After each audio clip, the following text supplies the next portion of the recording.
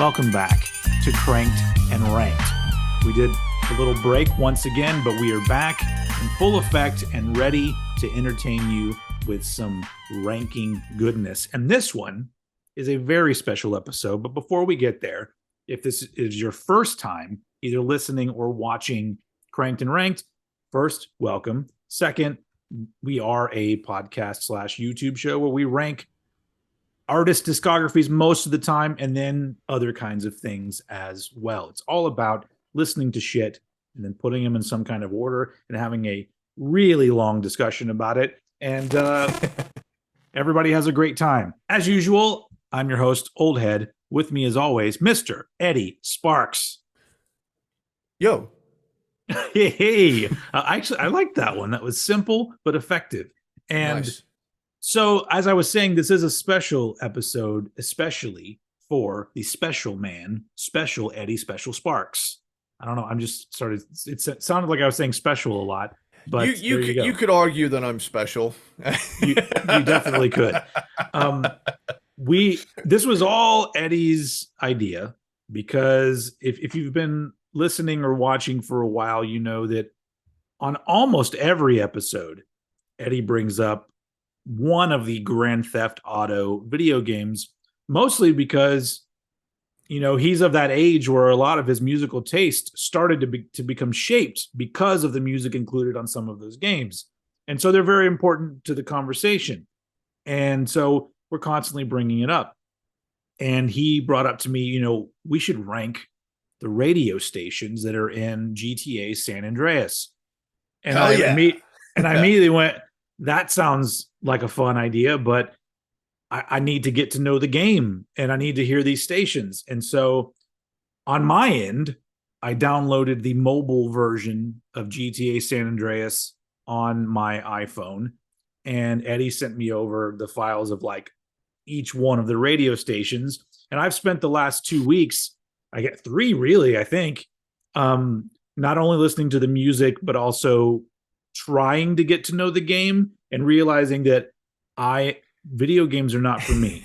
But so this is one of those situations where normally we talk about, we're ranking an artist. Where did this artist come into your life? Like, this game has never been a part of my life. I heard about it when it came out because there were controversies about the violence, and then eventually there was a game where they were like, there's a hidden scene where you sleep with a prostitute or something like that. Yeah. The classic hot coffee controversy that was that'll come up. I've got that in my notes somewhere.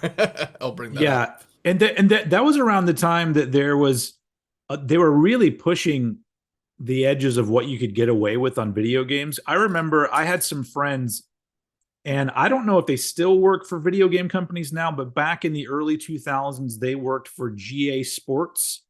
Yeah. And I remember occasionally they would bring home like demos of new games that hadn't come out, and we would play, I guess, because they're testing them or whatever, you know? And so I remember getting to play, like, there's like a video game, like Def Jam fighting game where you're fighting as like rappers. And I think you get to be Henry Rollins at one point and fight people. But the one that I always remember was they brought home a game called Dead or Alive Beach Volleyball. And all I remember about that was that it was just a beach volleyball game, but you got to pick whoever your person is you're playing as. And when you picked a woman, you could also adjust her boobs to there was like a size and a jiggle. So you could turn the jiggle all the way up. So when they're playing, their boobs are just like going crazy the whole time. And I'm like, man, we've come a long way from Pac-Man, haven't we? Yeah. That is the most early 2000s thing I think I've ever heard in my life. I don't know if I don't know if that game actually came out. If anybody out there knows that game, did it come out that way, and did it have the jiggle thing in it? But anyway, so around that time I heard about GTA, and then it's just been a game that like now it's just part of pop culture, and so like you know about it, but I had never played it before. And so for you, how young were you when you got your first GTA experience? Well, my first Grand Theft Auto game was actually Liberty City Stories for the PSP, which served as a prequel to GTA 3, which was the first game on the PS2.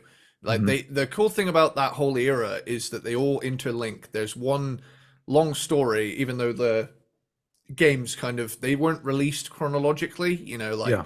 GTA 3 is set in present day 2001, and GTA Vice City is the 80s, 86. San Andreas is 1992, and they're kind of based on movies, you know, ever so slightly. Yeah. Vice City is pretty much Scarface, um, and San Andreas is Boys in the Hood. Liberty Or City or or Stories. a number of movies that all came out around the same time. Yeah, there's Yeah. there's actually there's a pedestrian you can find him who is wearing an outfit from Boys in the Hood, like the black and yellow kind of shapes on the jacket sort of thing. Yeah. Um, but yeah, the first game I actually got was Liberty City Stories, and the soundtrack on that one's all right, but it's nowhere near the level to what San Andreas is. And because it was PSP, it wasn't as advanced as San Andreas. That's the My fr portable. That's portable Yeah, PlayStation. Okay. yeah. So I remember I loved it, but it was like, okay, I need one on my PS2 at home so I can, you know, play it on a TV. So my friends were saying, get San Andreas. It's the best one. Trust me, It'll change your life, dude. Hmm. And basically, one thing led to another. I came home and I said, Mom, you know how you got me Liberty City Stories last year? I said, yeah. Can I get San Andreas for the PS2? Now, here's where my mom was really cool. She was like, yeah, sure. I was like, cool, you know? And bearing in mind, my first GTA I got when I was 8. And Yeah. I mean, they're rated 18, but they're pretty tame by modern standards now. I mean, Yeah. especially compared to GTA 5. I mean, at least in San Andreas, the strippers keep their tops on. You know? Yeah. Well, also the weird thing that now that I'm thinking about it, there was not really any cussing in GTA San Andreas. Oh, Not that I can. there's a Not that. lot. Oh, because it always seemed like because when I was doing stuff that people should have been cussing at me for, like my Yeah. driving was fucking awful, and it would just be shit like, "Oh, I spilled my shake." Like Yeah. it wasn't him calling me a motherfucker. It was Yeah. So honestly, some of the stuff the pedestrians say is some of the funniest shit. Like, honestly, there is like a lady that randomly would pop up that kept saying something to the effect of like, I do it in both holes or something yeah, like that. that's one of the prostitutes. Yeah, there's a guy that walks around in an orange tracksuit with a bucket hat, and the tracksuit is orange and it's got a 12 on it. He says some of the funniest shit. It was it. There's one. I think one of them is like weed, money, same difference. Or things like just random stoner stuff like that. But I think there's Yeah. one. Them white boys had me on crystal meth, like all sorts of random drug shit. But Yeah. So yeah, I just was did San Andreas, was that before Vice City? Is that when it San came out? San Andreas was 2 years after Vice City in release wise, but it's set 6 years later. Okay. Um, Yeah, more thinking about when they were released. Like was, because I don't I the first one is the first one just called Grand Theft Auto, and is there a story to it, or you're just wandering around the street killing people? the first couple of games, 1 and 2, were on the PS1, so they didn't really. They were essentially they were a top down bird's eye view, and you were essentially Pac-Man with a gun. It's Okay. far different. With 3 was where it really came into its own. Hmm. So 3 is, you know, set in present day. As I said, shockingly, 2001. It was Hmm. 22 years ago now, but um, shockingly, just a year later, they put out Vice City, which was just such an improvement, and it was so stylish and all of these things. They really nailed the 80s aesthetic to the point where it's like still it, even with the janky dated graphics, it still almost hypnotizes you into thinking you are there Yeah. in like 80s Miami. But San Andreas for me is the most fleshed out because it's not just set in one city, it's set in a whole state. And it really pushed the boundaries at the time of what like the PS2's hardware was capable of, because it came out in 2004. PS2 had been out for that point, and the PS3 was only 2 years away. But like, even to this day, it just holds up really well as a game, because it's just so huge and fun feeling. Yeah. Um, Even Do when you, stacked next to GTA 5. do you do you think, because like hasn't there been a big deal where like it's taken forever for them to come out with another game of The Grand Theft Auto? the problem is with the advent of when GTA 5 came out, everybody was like, "Oh my god, this is amazing." And then they released the online mode, and then Rockstar have found that it's much more profitable to just keep adding shit to the online mode, and Oh, just like, granted, they've expanded that world so much that it's, you join a an online lobby now and it's insane. You've got like Kit from Knight Rider flying through the sky in a dogfight with a fighter jet. They've like gone completely ridiculous with the online mode. yeah, It's fun, but it's also a bit of a grind, and unless you're, playing it all the time, you don't really reap all the benefits. With that, they kind of introduced like a bit of a pay to win system with like, hey, look, you slide us a little bit of extra money, you can get a car. You can get that car you really, really want. And that's how they've kind of kept that business model going. And it's become the oh, most profitable um, piece of media of all time, because it just rakes in money. And it's yeah, it's fun, but like, old school hardcore fans of the original stuff are like, come on, dude, just give us a new story and a new place to explore, because you know this year marks 10 years since GTA 5 came out. yeah. And there was this meme going around that said the PS2 had 5 GTA games. GTA 5 has had 3 PlayStations. That's how long it's been out, you know? Is number five? Is it a period? Does it take place in a certain period, or is it just modern day? I mean, technically, you could say it's a period piece. It's been out that fucking long. Well, that's You that's what know? that's what I was Yeah. gonna say. Is that, do you think the big problem is that they've run out of eras that are actually fun to play in? Because at this point, if you think about it, that GTA San Andreas, you said it came out in 2004, Yeah. so that was 12 years after the year that it's set in. Yeah. So if they brought one out now, it would be taking place in 2010, and Yeah. it's just like a whole bunch of people listening to Fleet Foxes or some shit. And it's like, Yeah. it's not, there's nothing fun about 2010. And so they would have Yeah. to go back to the 70s, I guess, but then you risk the who the fuck wants to play the 70s? I mean, I think it'd be fun. I But think I think there really is an untapped market for it, for maybe not even a GTA game, but like a game to come out that just throws itself into a decade, right? I would be quite happy, with a 70s like GTA. What I yeah. was really looking forward to with 6, that unfortunately doesn't appear to be the case, was I heard people I heard rumors going around that GTA 5 had 3 playable characters, right? You had Michael, Franklin, and Trevor. They all had a different backstory and a different personality You and don't a get you don't get to special. be a lady in the land of GTA. You just get to beat them. Well, here's the thing: you get to be a man and a woman coming up in the new one, and I Okay. think it's just 2 characters, but they're gonna have like a Bonnie and Clyde kind of vibe. But Oh. with that has come the realization that a lot of people were hyping up for a while. What if they have like 3 different characters in 3 different decades, right? And you can switch between what decade you're in. Like, one's in the 80s, one's in the 90s, and one's in the 21st century, Yeah. right?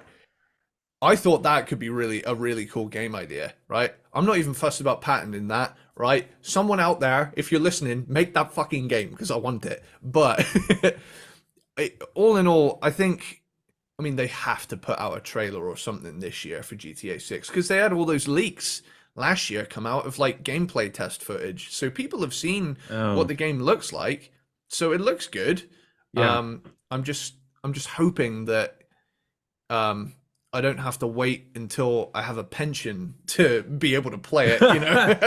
I actually feel for the people that work on these games even more now because I started watching that show called Mythic Quest. Have you ever seen that? No, I haven't. It's it's on Apple TV and it's made by Rob. I can never remember his last name, but he's the main guy that writes and is in Always Sunny in Philadelphia. All right. But this is a show about a video game company that makes this hugely popular game called Mythic Quest, and it's like behind the scenes of the people that work there. And Yeah. it's all, it's all them stressing out about expansions Mhm. it's just it's a really funny show, but it also like I never really thought of like how much stress there probably is behind a lot of these Yeah. games. And so it doesn't make me necessarily want to play them more, but it makes me, feel for the people that do it and feel like, they're probably getting their paychecks worth, of work. But yeah, I guess we should just jump to it because what we're doing. So in GTA San Andreas, you can play. There's when you're in a car, you can Yeah. play 11 different radio stations that are Hmm. all themed in a particular way, and they all have a DJ. They all have a Yeah. DJ. There's only honestly, this will be fun because you'll probably get to let me know of guest stars that I didn't know because there are only Mm. two people whose voices I recognized in the entire thing. And so Yeah. you'll probably tip me off for some of those, which is kind of cool. But so we decided to rank the radio stations, and I approach this literally as a personal experience. How do I feel about it? I didn't try Mm. to be I didn't try to take anything else into account other than like how much did I actually enjoy what was going on the radio station. And Fair. another great idea from the brain of Eddie Sparxx. Not only are we going to be ranking these, we have both created lists of our predictions of what the other person's ranking is going to be. Mm. So along the way, we will be going through our lists of what we think they're going, what I think Eddie is going to do, and vice versa. And at Hmm. the end of it, we'll see who was closer.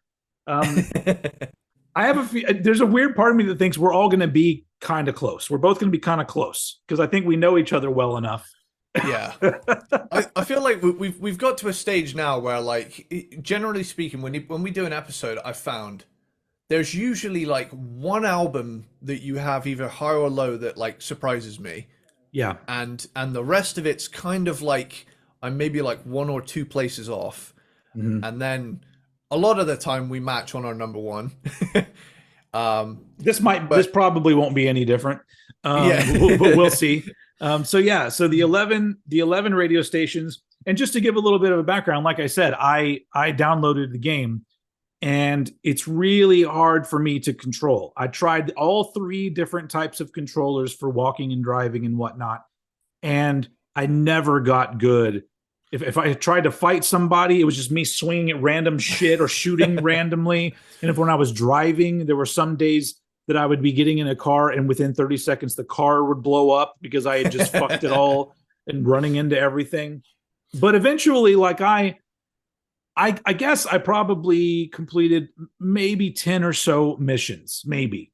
I got Yeah. the last one that made me so frustrated that I just stopped, had too many different parts to it. It's like pick one guy up from prison, take him here, then go back over here, then follow these people and shoot them, but you have That's a to tricky you, that's a you tricky one. so Yeah. that one, because before that it was like, hey, let's go around and beat up some crack dealers. Cool, I can do that.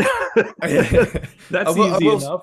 I will say to your credit, I used to die on that mission all the time when I was a kid. When I first Yeah. started playing it, I will say I think the game controls best on a controller.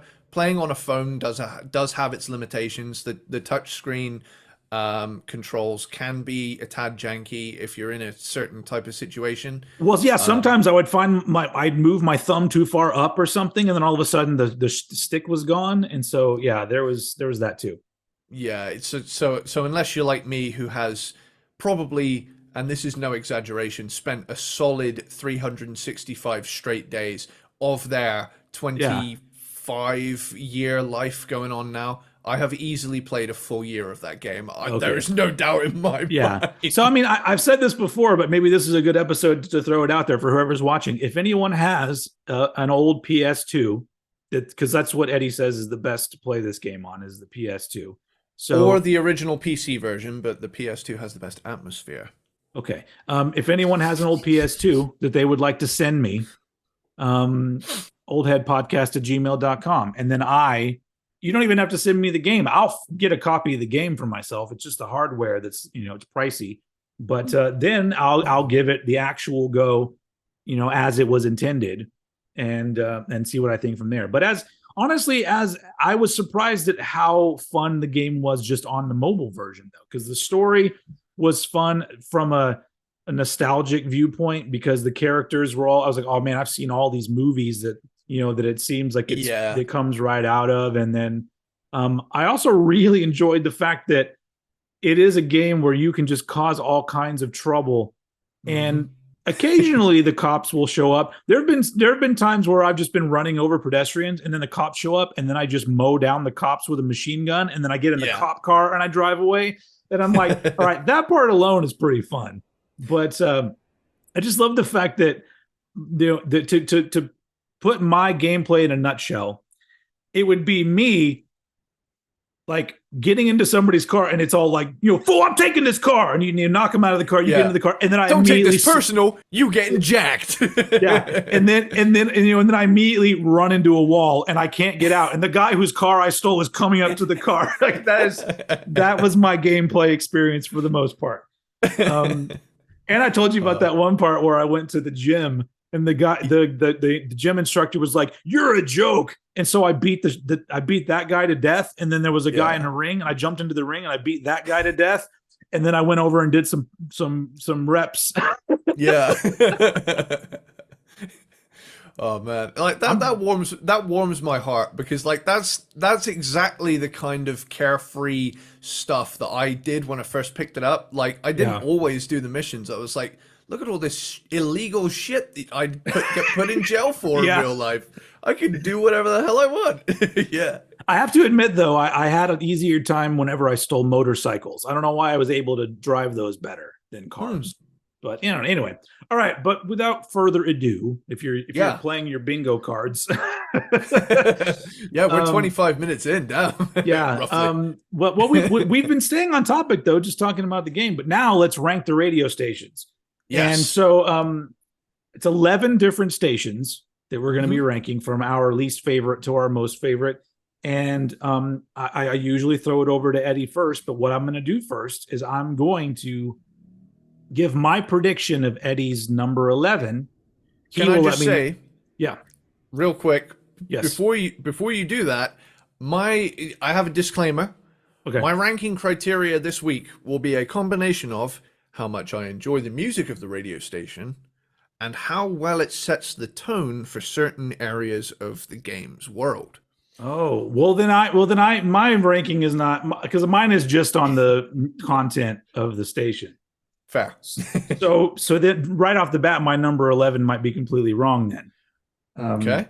So let's find out. My number 11, I had WCTR, the talk radio station. I think you'll find that one's quite a bit higher.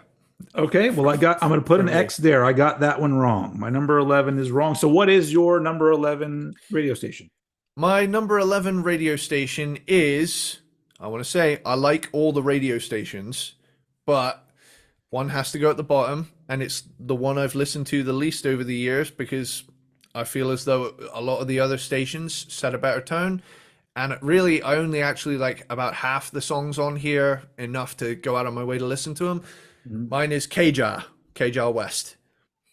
Which is the reggae channel. Yeah.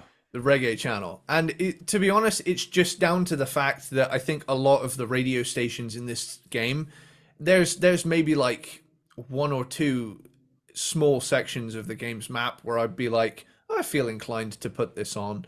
But a lot of the time it's very relaxed, and other times it's very intense, and it's like I need to make sure I'm in the right frame of mind for this sort of thing.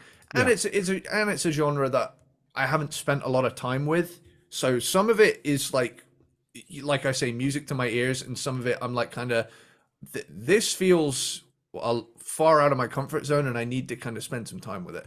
Yeah. So we've got Black Harmony with "Don't Let It Go to Your Head." Catchy song, love this one. Definitely gets stuck in my head. Blood Sisters with "Ring My Bell," another catchy track. Funny, we've actually talked about "Ring My Bell" before when we did the DJ Jazzy Jeff and the Fresh Prince episode, because they had a song that sampled that. Yeah. Shabba Ranks with "Wicked in Our Bed." Shabba! I've always wanted to say that on the show. Is it Buju or Buju Banton with Batty Rider? I don't know. I know I've seen the name written out before, but never spoken. Yeah, this is one of the few times on this podcast that genre-wise, I admit I'm like quite out of my depth. It's not that I don't like it. It's just that, like I said, I haven't spent a lot of time with it. Me and reggae have like never properly crossed paths. I like the odd Yeah. song here or there. Also, what was the DJ's name on Keja? Oh, I don't. there's two, and they bicker sometimes. They're like they have like a brotherly kind of relationship because there's two of them, and I kind of wish that there's some stations on other games that did the duo thing, but this is the Yeah. only one I will say. I wish more stations in this game did the double act, but I can't remember what they're called. But it's basically That's all right. I didn't two write it two down, so I don't remember either. It's just two, Rastafarian Jamaican dudes, Yep. who'll like have a friendly rivalry. You know I'd be from Jamaica, man. Lot of mercy. If I weren't from Jamaica, then why would I wear this hat? That was a good. The That act was was good. well. That's That from was that's from Half Baked, the movie Half Baked, that's where it. That's the where one. Dave Chappelle's pretending to be Jamaican, and that's what he says. He goes, "If I weren't from Jamaica, then why would I wear this hat?" Augustus Pablo, King Tubby meets Rockers Uptown is a vibey track. Dennis Brown, Revolution, love the vibe on this one. See, some of these songs, I'll drive through areas of the game. Sometimes, when the sun's setting, and I'll be like, oh, okay, yeah, I get it now. That's one of them. Willie Williams, Armageddon Time. I like the little organ stabs on this one. Iroy, Sidewalk Killer is it works especially well for running down pedestrians. Toots and the Maytals, Funky Kingston. This one's got a funky edge to it. I like that. Dillinger, not to be confused with Dillinger Escape Plan. Cocaine in My Brain. Pretty sure Public Enemy sampled the riff in this song for. It's a song from He Got Game. Oh, I mean, I'm Yeah. sure a lot of the songs on in this game were sampled by many hip hop artists. Yeah, that is. There's two stations in particular that I'm like, man, there are like all sorts of samples that hip hop artists used in these songs. Yeah. And we'll definitely get the master sounds, because that they pretty much, like, what is it, when they got the, I think when they got the licenses for all the songs, they were like, well, you've got the rights to the sample, you might as well have a station where you have all the songs you sampled in it as well, which is Yeah. cool. It's like a love letter to all of these artists that got sampled. But yeah, Pressure Drop by Toots and the Maytals. I will say, this is probably the most decade-spanning radio station in this game, because there's songs in this from the 60s, like this one. Some tracks are from the 70s, some are from the 80s, and some are even as recent as like 90 and 92 when the game is set. Pliers, Bam Bam. It's like an understated, minimal kind of track. Barrington Levi, Here I Come. Shoodly waddly yoddly yoddly yoddly whoa. I really wanted to do that. Same goes for Drum Pan Sound by Reggie Stepper. Yeah, there's like there's fun little vocal moments on this station. Yeah. Black Uhuru, Great Train Robbery. this is my favorite track on this station. Where, like, this is that one song that's like, if it's on, I'll keep that station on regardless of the mood. I'm like, Yeah. this track bangs. And Max Romeo and the Upsetters, Chase the Devil. Love Chase the Devil, man. Like, it's just such a good song. This one definitely works well in the more like hippie areas of San Fierro, which is a very loose parody of San Francisco. Yeah. There's some great songs on here. That being said, in terms of versatility, this is probably my least played station because it's like the last one that pops into my head, you know.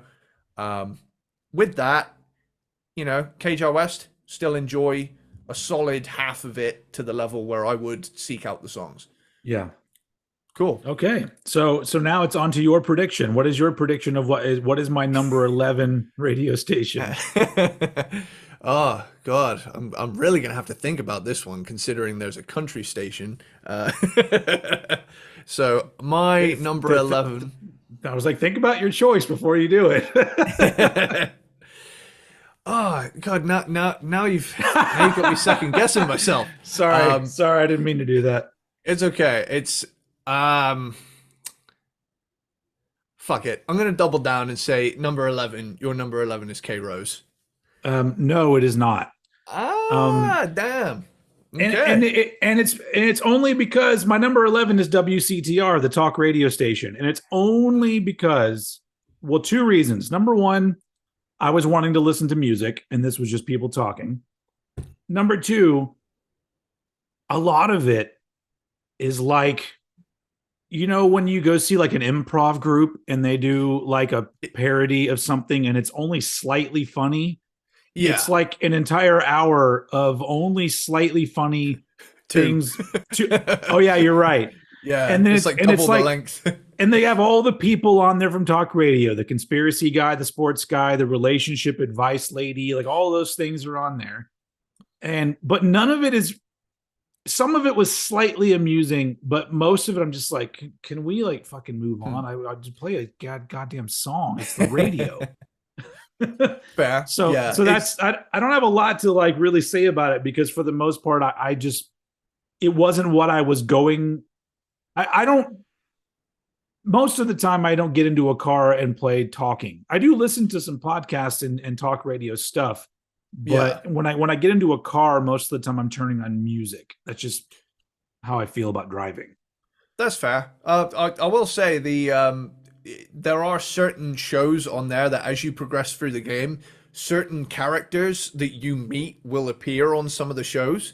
So like OG Loke appears on Entertain in America, and he's the guy that, he's the guy in that mission that you got stuck on, where you had to go and kill the guy. You dropped the soap sugar. I don't know anything about your rhyme book. It's like, that was one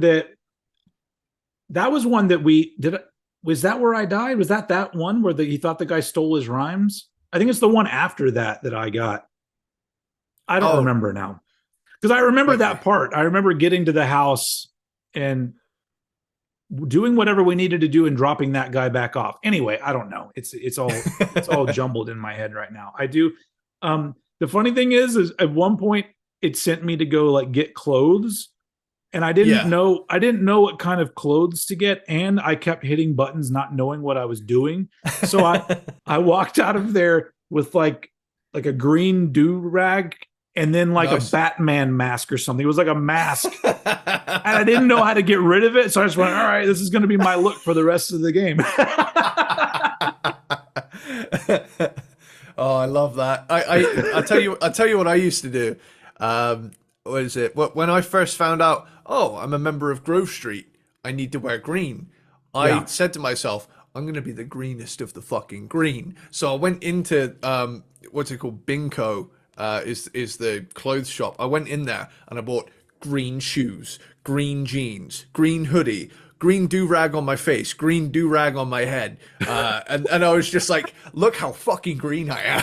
And I was just this like You're green. like a fucking Dr. Seuss character or some Yeah. shit. And the funniest thing was like I used to like make him all green, but then I'd go to the barber shop like on the other side of Los Santos and give him a pink Mohican for no reason. See, a It lot was of those just things, I never made enough money to go do a lot of those things. So even when I went to yeah. go eat, I was always buying the cheapest meal at the taco place or wherever I was going. Damn man, he's out here hustling, making sacrifices. I mean, honestly, I think the last week that I played the game, I never went to eat anything. I just, I could totally forgot about it. I'm just trying to do missions, man. There's no time to eat or use the bathroom. Like, when do you do that? That's the one thing that I always thought was interesting about what was that game called, The Sims? About how Oh, I love The Sims. if you didn't tend to them, they would shit themselves or something. Yeah. Have you seen that meme that said, I gave my sim my exact life and it spent all day crying? Oh my god. I love that. Anyway, my number 11 is WCTR, the talk radio station. I mean, yeah, I didn't find any enjoyment in it really. Fair enough. Yeah, but I mostly just put it at the end just because I didn't think it was fair to the other stations that actually played music, even if it was music that I didn't like. At least they were playing music on that channel. Fair enough. So moving on to my number 10. So my prediction for number 10 is SFUR. Okay. My number 10 is in fact CSR. Oh, all right. Well, let me cross. I got another one wrong. God damn it. All right. It's surprising. Because SFUR SFUR is that's the dance station, right? Yes. That's why I put it there. Yes. Okay. Got it. That era of dance music, I actually do kind of vibe with. All right. I'm not gonna lie. Like there is something about those like weird 808s and seventh chords that I'm like, okay, All right. I can do acid to this. All right. So yours is CSR. Which one was CSR? CSR is the New Jack Swing one. Oh CSR man, 103.9. that is way too low for this station, sir. Well, here's the thing. It wasn't until like the last few years that station really clicked with me because, back when I was enjoying like the grunge station and the classic rock station, I was like, man, this is just a pop station, So I was like, this one here is for the basic people that just want to listen to boy bands. Now, as a cultured individual. I'm just gonna throw that out there. I'm a little older. I'm a little wiser. I'm starting to get hair in really weird places. That's Wayne's World 2, but you can count it as a Wayne's World check if you're playing bingo. Yeah. Crank to rank bingo cards. Get them. I don't just go to my social media and find it somewhere on there. I don't know. You can down. I don't know. That was a thing.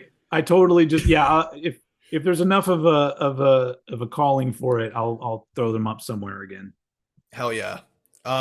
So yeah, we got SWV with I'm So Into You. Yep. I'm a sucker for 90s melismatic female vocals, dude. You understand? This is a period I love. This period of all music, barring country and a few other things. But the New Jack Swing thing, and it's not just New Jack Swing, it's just what happened with R&B in the late 80s and early 90s, because hip hop and R&B like merged together and made what I think is some of the best pop music ever made. And it's also a time period that, like, nobody does it anymore. I mean, you get fucking what's his name? God damn it. I hate it. Never mind. Skip forward. Bruno Mars. He did like a track that had that finesse. Yeah.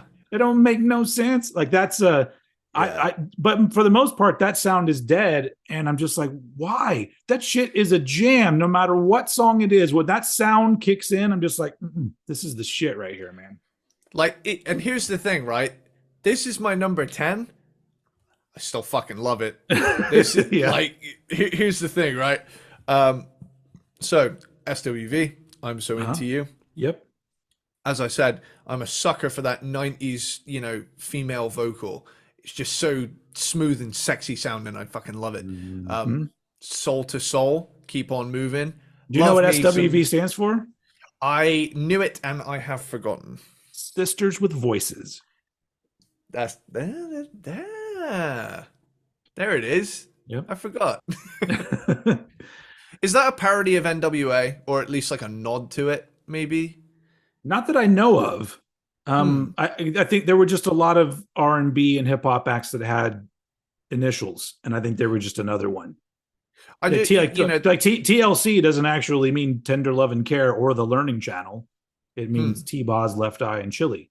But that's just how they because I love TLC. I know all that shit. But Fair. they were all coming up. People were a little bit more, even though they were initials. I feel like artists were a little more unique with their names back then. Whereas now it's like I'm doing hip hop. What's your name? Charles. But it's Charles with Lil a Z something. or Yeah. little Charles with a Z at the end. I'm just like, well, let's try something else. Oh man, like I said, I've really come to love this era of that crossover with pop and hip hop of the Yeah. era. And I tell you what really pushed me to get into this stuff more was funnily enough Fresh Prince of Bel-Air. Because Oh, a shit, like lot. all the fucking incidental music that plays in Yeah, between yeah. scenes is all New Jack Swing. Yeah. And there's actually a note I have in here. I mean, that sounded like the Pornhub theme, but yeah. So Samuel, so you like what you see? I love that song. Johnny Gill, Rub You the Right Way. That Mhm. tambourine though, me likey. Uh, Ralph Trevant, Sensitivity, quite clearly an I'm definitely not trying to get into your pants right now kind of song. Guy, Groove Me, baby. Mhm. Like I said, this whole station reminds me of Fresh Prince transition music, and I fucking Yeah. love it. Yeah. Um, Aaron Hall, Don't Be Afraid. Those seventh piano chords, man, all over this era. Boys to Men, Motown Philly. The Man, that's a horns on this that's a classic. And the horns on this are the most 90s boy band thing on this whole soundtrack. Yeah. Yeah. Boys to Men. Like, I love that. A B C B B D. All I have for this next one is Oh god damn. One of the Poison. greatest songs ever in the history of pop music. I Yeah, love that song so much. So much so that fantastic I have stuff. the album that it's on and the 12-inch maxi single of Poison because I Holy just shit. love, but I've loved that song since it came out. I remember seeing the Yeah. video for the first time and I was like in sixth grade or something like that when that came out. And I just Mm. remember, that's probably why I love a lot of this music because that was like, coming of age. I was getting into Yeah. all of this different music and the stuff that was popular alongside the rock stuff was stuff like Belle Biv DeVoe. And Yeah. and I just, man, I love that song, and so it's never left me. It's a song that like it comes on, and I'm just like, oh shit, clear my schedule. I gotta devote the next 3.5 minutes of my life to this song. Hell yeah. That was Belle Biv DeVoe, by the way, with Yeah, yeah. Poison. I didn't actually Who say that. Just who are if you don't know, Belle Biv DeVoe were previously in a group called New Edition with hmm. Bobby Brown and Johnny Gill. Was Johnny Gill in New Edition too? I think that was Well, it. Johnny Gill and Bobby Brown are on this radio station, So so all of New Edition is on that station. hell yeah. This station, like as I'm reading it now, I'm like, this shit fucking rules. How is this 10? But I it's on know. such a good soundtrack. That's what I'm Like asking. today with I Got the Feeling, it's just more New Jack Swing and goodness. Mhm. Rex in Effect, quite literally New Jack Swing, Yeah. spitting some rhymes over Created here. created by, I mean, like some people say Teddy Riley, who was a producer and was in Rex and Effect, like they say he's like the guy that kind of kicked off New Jack Swing, so you can Wow. thank him for that. I mean, a lot of these songs, like I think, how many of these songs are from '88? These Guys, are Groove Me, a lot of them are Rex and early Effect, Damn '90s. Cool. Yeah, most of them I think they're either very late 80s or very early 90s. Yeah, because Poison is 1990, I believe, and then I think that 1992 was Rex in Effect. But they had stuff before that too, so never mind. That song's probably not from 92. But I think you'll be shocked, dude. New Jack Swing is 88. that song? Yeah. Oh, okay. Wow, they were together that long? For some reason, Rex in Effect just makes me feel like they're a group that just started in the 90s, but I guess not. Fair. It's but man, Don't Be Cruel by Bobby Brown, dude. Cause I will never be that cruel, to, cruel you. to you. And no, So good. That was one of the handful of songs when I was very young that made me dread ever having a relationship with a woman because I had that Bobby Brown album when it came out, so that was 87, I believe, or something like that when that album came out. And 88 it says here, but 88. Okay, could have been. You're probably right. And then I just remember that song and a handful of other songs just made me feel like, oh, so when you get into a relationship with a woman, you're just expected to buy them shit all the time, and that's how women like you. And I was like, I don't think I want to do this. And I even remember the very first time when I was in junior high, the very first time that I almost got into a relationship because some girl asked me to go with her. That's what they used to say when I was in junior high. Will you go with me? That meant that you're going steady. You're going to be boyfriend, girlfriend. And I remember somebody asking me and me being very surprised. And I don't think I said no. I think I said yes. But then I remember the entire rest of the day, I just kept thinking in my head, fuck, I got to start buying her shit. Luckily, by the end of the day, she told me that she was kidding. And I went, woo, dodge that fucking bullet. That's like, damn, dude. Like, that is the most bulletproof, like, defense I've ever heard. If a girl like asked me out and was like, I was kidding, I'd be like devastated, but you were relieved. Well, I mean, later on in my life, I would be more devastated, but this was in like 6th grade. Oh, and so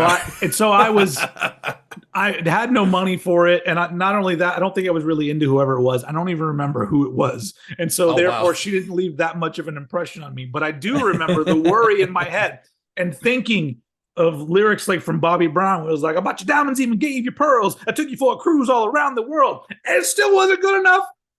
Give me a fucking break. Damn, dude. She's still being cruel to that guy. He took her on a cruise all around the world. Holy shit. How much money is that? Okay, it's the mega bitch. I love that movie too. That? Is that Drop Dead Fred? Drop Dead Fred. Yeah. Yeah. Oh, dude. And finally, rest in peace, Rick. Rest in peace, Rick Mail. Yes, very much. He's great in Bottom as well. And the Young Ones, and Filthy Rich and Cat Flap. Yep. He's in so much good shit, man. He was fucking great. And, well, I think a lot of people out there probably know him because I think he was in the Harry Potter movies or or Lord of the Rings or something like that. You know, now you come to mention it, I think he was like a small role. I don't think he was a major character. I think he was in some fantasy thing. Anyway, I don't know. Whatever. Yeah. Put it in the comments if you know the answer to that question. Okay, so final song on this soundtrack, and probably my favorite song on this soundtrack, or in this radio station. Sorry, En Vogue with My Lovin'. You're never gonna get it. Never gonna get it. Now it's time for a breakdown. Never gonna get it. Never gonna get it. I always thought that part was so cool. Hell, it still is. Still is. Yeah. Like, of course.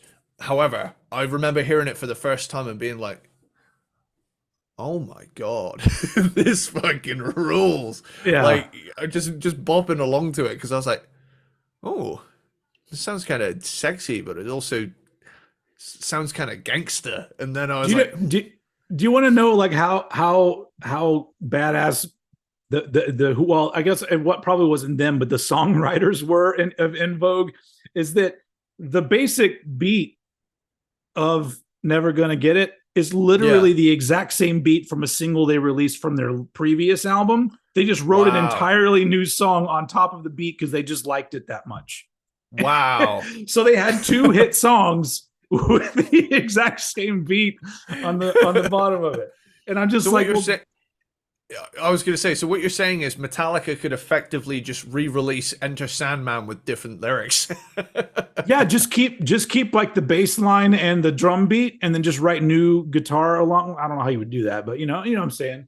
I mean, it Just play the may not be as effective with music that isn't pop music or whatever. But just play the riff to Loud Love by Soundgarden over it or some weird shit. well, that right there, you're talking about the mashup. Somebody can just do a mashup of Inner Sandman with something else. Anyway, hell yeah. Try. Can you do one with My Lovin'? You're never gonna get it. I don't know. Anything's possible.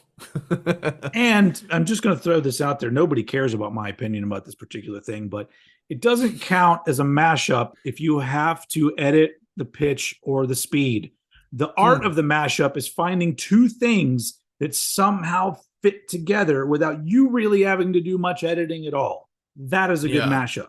If you're speeding everything up, then I'm just like, nope, you're cheating, and it doesn't matter.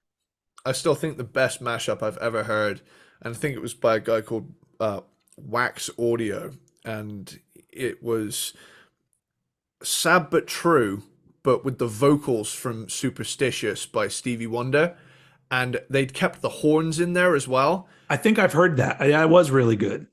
No word of a lie, I remember seeing it and hearing it and having my mind blown, because I think it was the first time I'd properly heard a mashup that was good. So it was like, whoa, mind blown. That being said, just cycling back around to CSR 103.9, having a New Jack Swing station in this game certainly adds to the feeling of living in 1992 with the kind of pop meets hip hop sound, which was massive at the time. Yeah. I find that this station fits the more wealthy side of Los Santos, like that kind of area. Vinewood, Richmond, Rodeo, those kind of areas are very like wealthy, glitzy, Hollywood glamour. And that, they even make jokes about, in the like radio transitions and stuff, you'll be like, you'll sell your soul for money, but you won't care. You're rich. Yeah. CSR, it just sounds really cool in that kind of zone. Because if you get the time of day, area and soundtrack right, it is like, it's almost like being there. Just sucks you into a world. But yeah, that was my number 10 with CSR 103.9. Okay, so I mean, you got my number 11 wrong, but what did you have for my number 10? Your number 10, there is no doubt in my mind that it is going to be the country station K-Rose. Can you do that twice? Can you use that name twice? Because I thought we were supposed to make a list and then go by our list. Oh yeah, shit. Yeah. Sorry. Okay. So I guess that's thrown me into a fucking spin now. Yeah. Not fair. So, you can't edit on the fly. Yeah. You know what? That was a total brain fart on my part. We're gonna forget. We're gonna forget that happened. My number 10 prediction for you was SFUR. I know it's wrong. So just put me out of my misery. It is wrong. It's in fact K-Rose. My number 10 is K-Rose. So like for all of these stations, like as they were playing, I would make little notes, like the songs that I thought stood out the most, the artists that I was happy they played, and some other little things. My notes for K-Rose say country. Even the DJ is annoying. And then the last thing I wrote was nope. And then that was it. I didn't even make it through the whole station. Wow. I listened to almost half of it, but like I was like, God, the songs are fucking awful. So I was like, oh well, maybe I'll skip a little bit through the songs and then listen to the DJ. But then the DJ would start, and I'd be like, she's fucking obnoxious too. And so like it was too much for me. And maybe I do have some prejudices towards the country folk. But being honest here, it aggravated me. And if I was in the game GTA San Andreas as one of the characters, I never would have listened to this radio station. This is some white ass cracker bullshit, and I would have turned it off and moved on to something else. So that was my number 10, K-Rose. Okay. Moving on to number 8. All right. Okay. You haven't mentioned this one. but I have a feeling that this actually might be higher than what I have it. But stop me if I'm wrong. My number 9 I had down for you, Master Sounds 98.3. You got one right. Yay! Number 9. Yes. I'm gonna put a check mark right there. Boo. Nice. All right. So, yeah, Master Sounds is a 60s and 70s classic soul, rare grooves, and funk station. The songs featured here, in many cases, are the original versions of songs that tracks from the hip hop stations sample. If if a song, if a radio station has songs with samples in it, they're likely found on this station as well. Yeah. So yeah, let's. Yeah, I've just said pretty much exactly what I was going to say from my next thing on this song. So I'm just going to say it. Charles Wright and the Watts 130th Street Rhythm Band with Express Yourself. Prime example. It pays tribute to, you know, the original, because the NWA version of this song is on Radio Los Santos, which is a station we will be talking about likely considerably later. Yeah. Maceo and the Max, Cross the Tracks. Maceo Parker. Go back. Yes. One of the songs that plays in the casinos in Las Venturas. When you get to the part of the game where you're kind of like fucking with the mafia and stuff, you sent me a screenshot of a part, and I go, "This is this a different game?" Because like I was literally just in the same city area, and I never seemed to get to anything that looked anything different. Even I would go over a bridge, and it would just take me to a place that looked just like where I was before. That's the shame of them not implementing the cheat codes into the mobile version, because if that was the case, I would have just said, right, just turn off the police for just log into the game, turn off the police just for a little bit, and drive around the whole state. You have an option of turning off the police. It depends, right? All of these cheat codes, right? Like I say, they're on the PS2 version and the PC version. If someone can get old head a copy of that, it'd be greatly appreciated. Yep. But yeah, this is one of the songs that plays in the casinos that you'll visit. Harlem Underground Band, Smoking Chiba Chiba. Chiba Chiba. Got that Chiba. Chiba Chiba. It's just like this cool I'm enjoying your impressions of the songs more than the songs. Yeah, like I'm having a great time. I'm literally just reciting my DNA at this point. Just all of these songs are burned into my very being. The Shaka Chas. Shaka Khan. Shaka Kaz. I don't know. I have no idea. I just immediately thought of Shaka Khan when you started to say that. Yeah, Shaka Khan. But yeah, Jungle Fever. This is just porn in music form. And I'm not gonna lie, I like it. Bob James with Nautilus is a really, really cool song for driving at night in this game. When the moon is out and you're driving along and you're doing something shady with like I love the strings, I love the jazzy kind of keys going on. It's just such it's really cool, pure vibe of a song. Then you get Booker T and the MGs with Green Onions. Had to be on here. Yeah. Like there's a heist mission like later in the game that takes a lot of prep. Like there's an entire side story of you building up to this heist, doing all these like weird little, scouting out things, planting charges on a dam so that it will shut down the power grid for a little bit. All of these like mental things, and then when it all comes together, it's so satisfying because the mission's huge. But have you completed everything in this game? Several times. Okay. Nice. Yes. I think I've completed it 100% on a single save file at least 3 times. Wow. And all the rest is just me fucking around.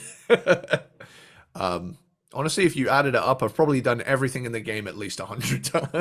Dang. Yeah, but that's what happens when something's your favorite thing ever, you know? Yeah, yeah. Um, so yeah, Green Onions, this is like the classic preparing for a heist song. You know, you see all the casino movies and stuff. The Blackbirds, Rock Creek Park is just a funky ass groove.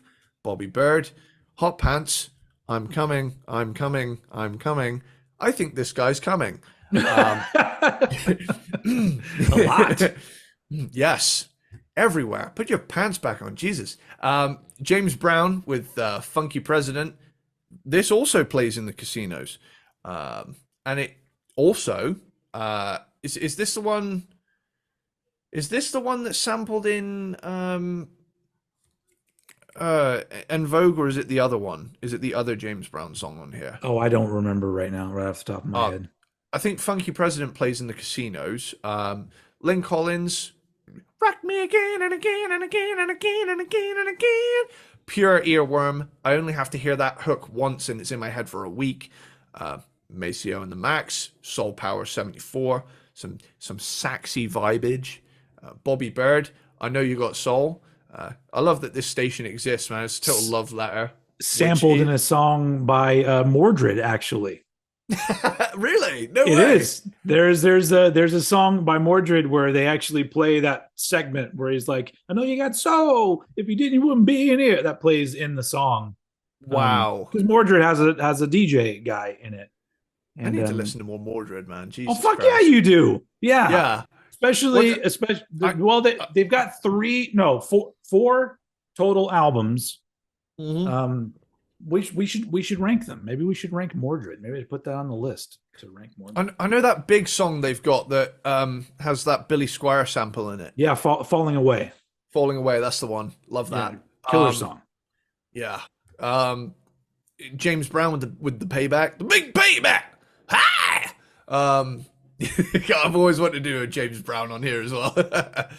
I think this is the one that's sampled by En Vogue. Lynn Collins. Think about it. Love this one. The JBs, the grunt, the origin of that insane whistling high note in Rebel Without a Pause. Yeah. Gloria Jones. Sorry, I nearly went James. It's okay. I saved it. Reminds me of that fucking Porky Pig clip where he's like, where he hits his hand with a hammer. He's like, "Son of a bit, son of a bit, son of a bit, gun." You thought I was going to say "son of a bitch," didn't you? And it's so funny how much we've moved on as a society. Where when I was a kid and I saw that, I was like, "Oh my god, Porky Pig said son of a bitch." But now you have people making like fan stuff where cartoon characters are screwing each other, and so it's like we've come so far. You went back in time and just handed like AI generated Futurama porn to someone who'd only seen like a silent movie with a boob in it. Like I think their head would explode. Yeah, yeah. I mean, it's like the way that everything is so available now. Like I was trying to remember like the first time I ever watched a porno. Like I remember I was in junior high. I think it may have been eighth grade or seventh or eighth grade. But we physically had to we went over to a girl's house and her parents weren't there after school. And they just so happened to have a porno. And I was like, so it had to be this series of events where we went over there. There were no parents. They had a porno. We watched it. I remember it took place in like a gym. It was like Wow. there was like a story to it where these people ran a gym, but it was a dirty gym. Anyway, but it's like, all of those things. And then, you watched it and then like you went on with your day. But like now it's just like, I'm just going to type in the words sex gym. And then it just comes right up. But it's like but there's a part of me that thinks, well, maybe that's actually a good thing because by the time people get old enough to like actually be going out and doing it, it'll be boring and just be like, I'm not interested in this. I'm going to work on my career because I can't fucking Google that. Whereas like us back in the day, it's like, oh, I shouldn't be going to college. I'm trying to get laid, dude. Yeah, it's just let me just. Oh, but there is kind of a charm to that, though, in a kind of weird way. I'm kind of like, there was one time where me and my friends, like, stumbled upon one of those, porno mags you find in the woods, Yeah. and yeah, they just show up. They apparently they grow on trees. Which, yeah. And I remember, it was the first time I was like, guys, yeah, we were quite young, so we were like, guys, should we open this? Like, I feel like we're opening Pandora's box, and in a way, we kind of did, because it was like, whoa. You know? Wait, so how old were you? God, I had to have been like 12, probably 12. So you literally could have already just Googled and seen everything that was in the magazine anyway. But Yeah, because it was on glossy paper, it Yeah. becomes all of a sudden something more what's the word that they use? Taboo. It's a taboo. Yeah. Well, I think it's because like the only computer in the house. I still only had an iPod Nano at this point, and I didn't have a smartphone. And the Okay, all right. only access to the internet was the computer in the living room, and I wasn't about to type boob with my mom in right. the room. You're right, because my daughter has all kinds of equipment, but it all has parental controls on it. So I guess she can't just go Google. I'm sure there's ways around it, but there's restrictions. Wander into the woods. there's no restrictions to going over to a person's house and then watching a VHS. Which honestly, like, is there anything more awkward than sitting with a group of people watching a porno, just watching it?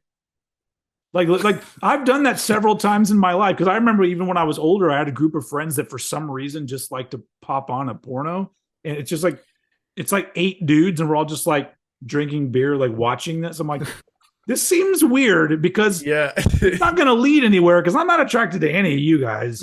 And so I'm like, what is the point of this exactly? First one that gets a stiffy has to pay for the pizza, Which, I mean, maybe in another scenario that would have been a thing, but for me that never would have happened, because I'm awkward as fuck. So it's like it never would have happened. As soon as they were whipping their shit out, I would have been leaving. I just been like, I'm sorry guys, nothing's gonna be happening down here, so I'm just gonna go ahead and leave. What's in this for me? Where was I? I don't fucking remember. We were You don't fucking know. Here we go. War with Lowrider. Mhm.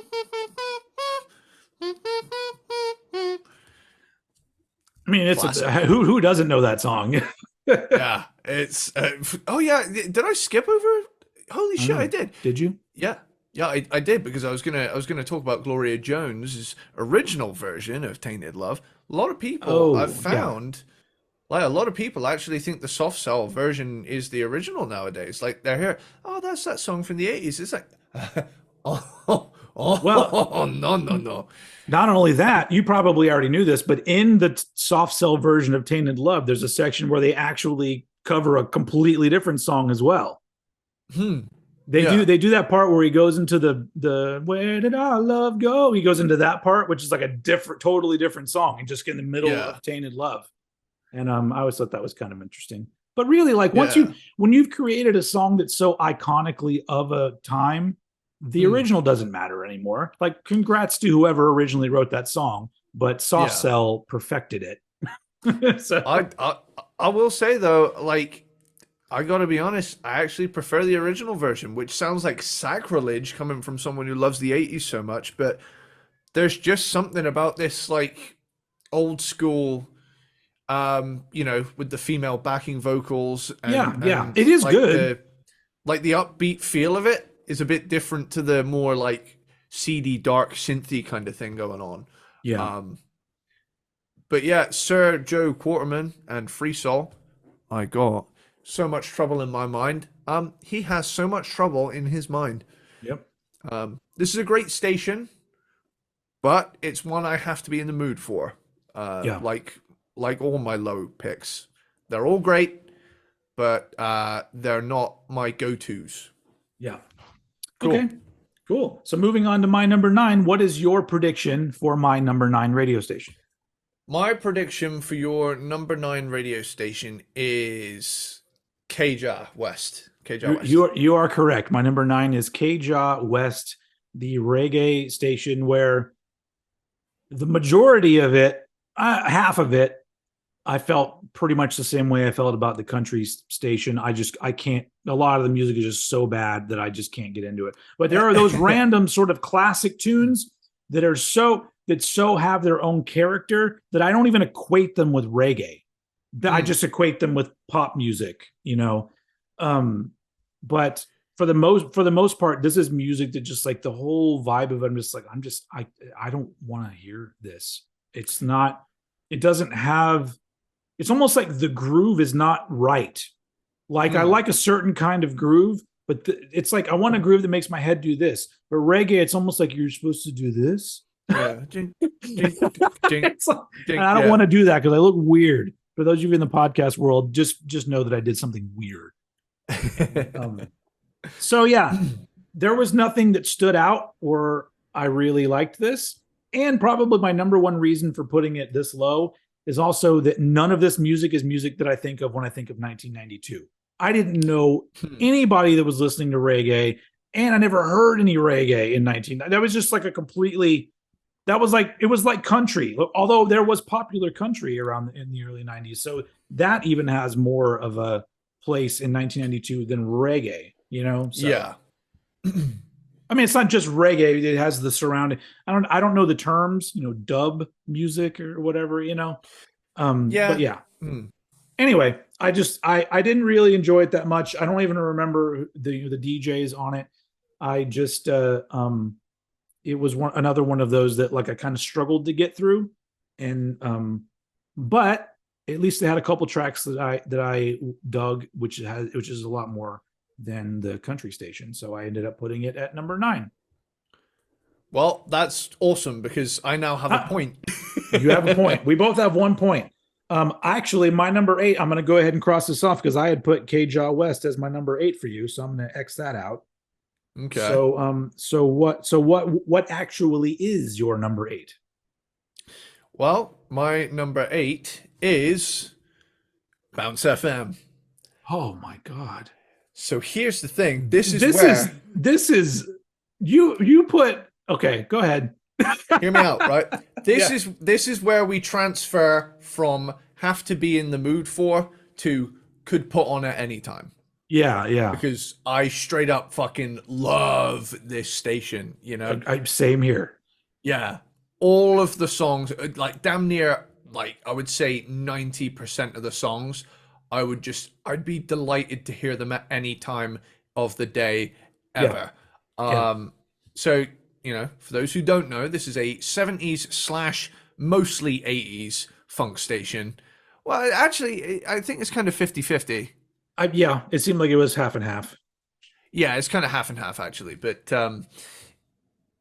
it's got a few things that could have maybe appeared on Master Sounds, but for the most part, it really leans into that, you know, I don't know how you describe it, just like really like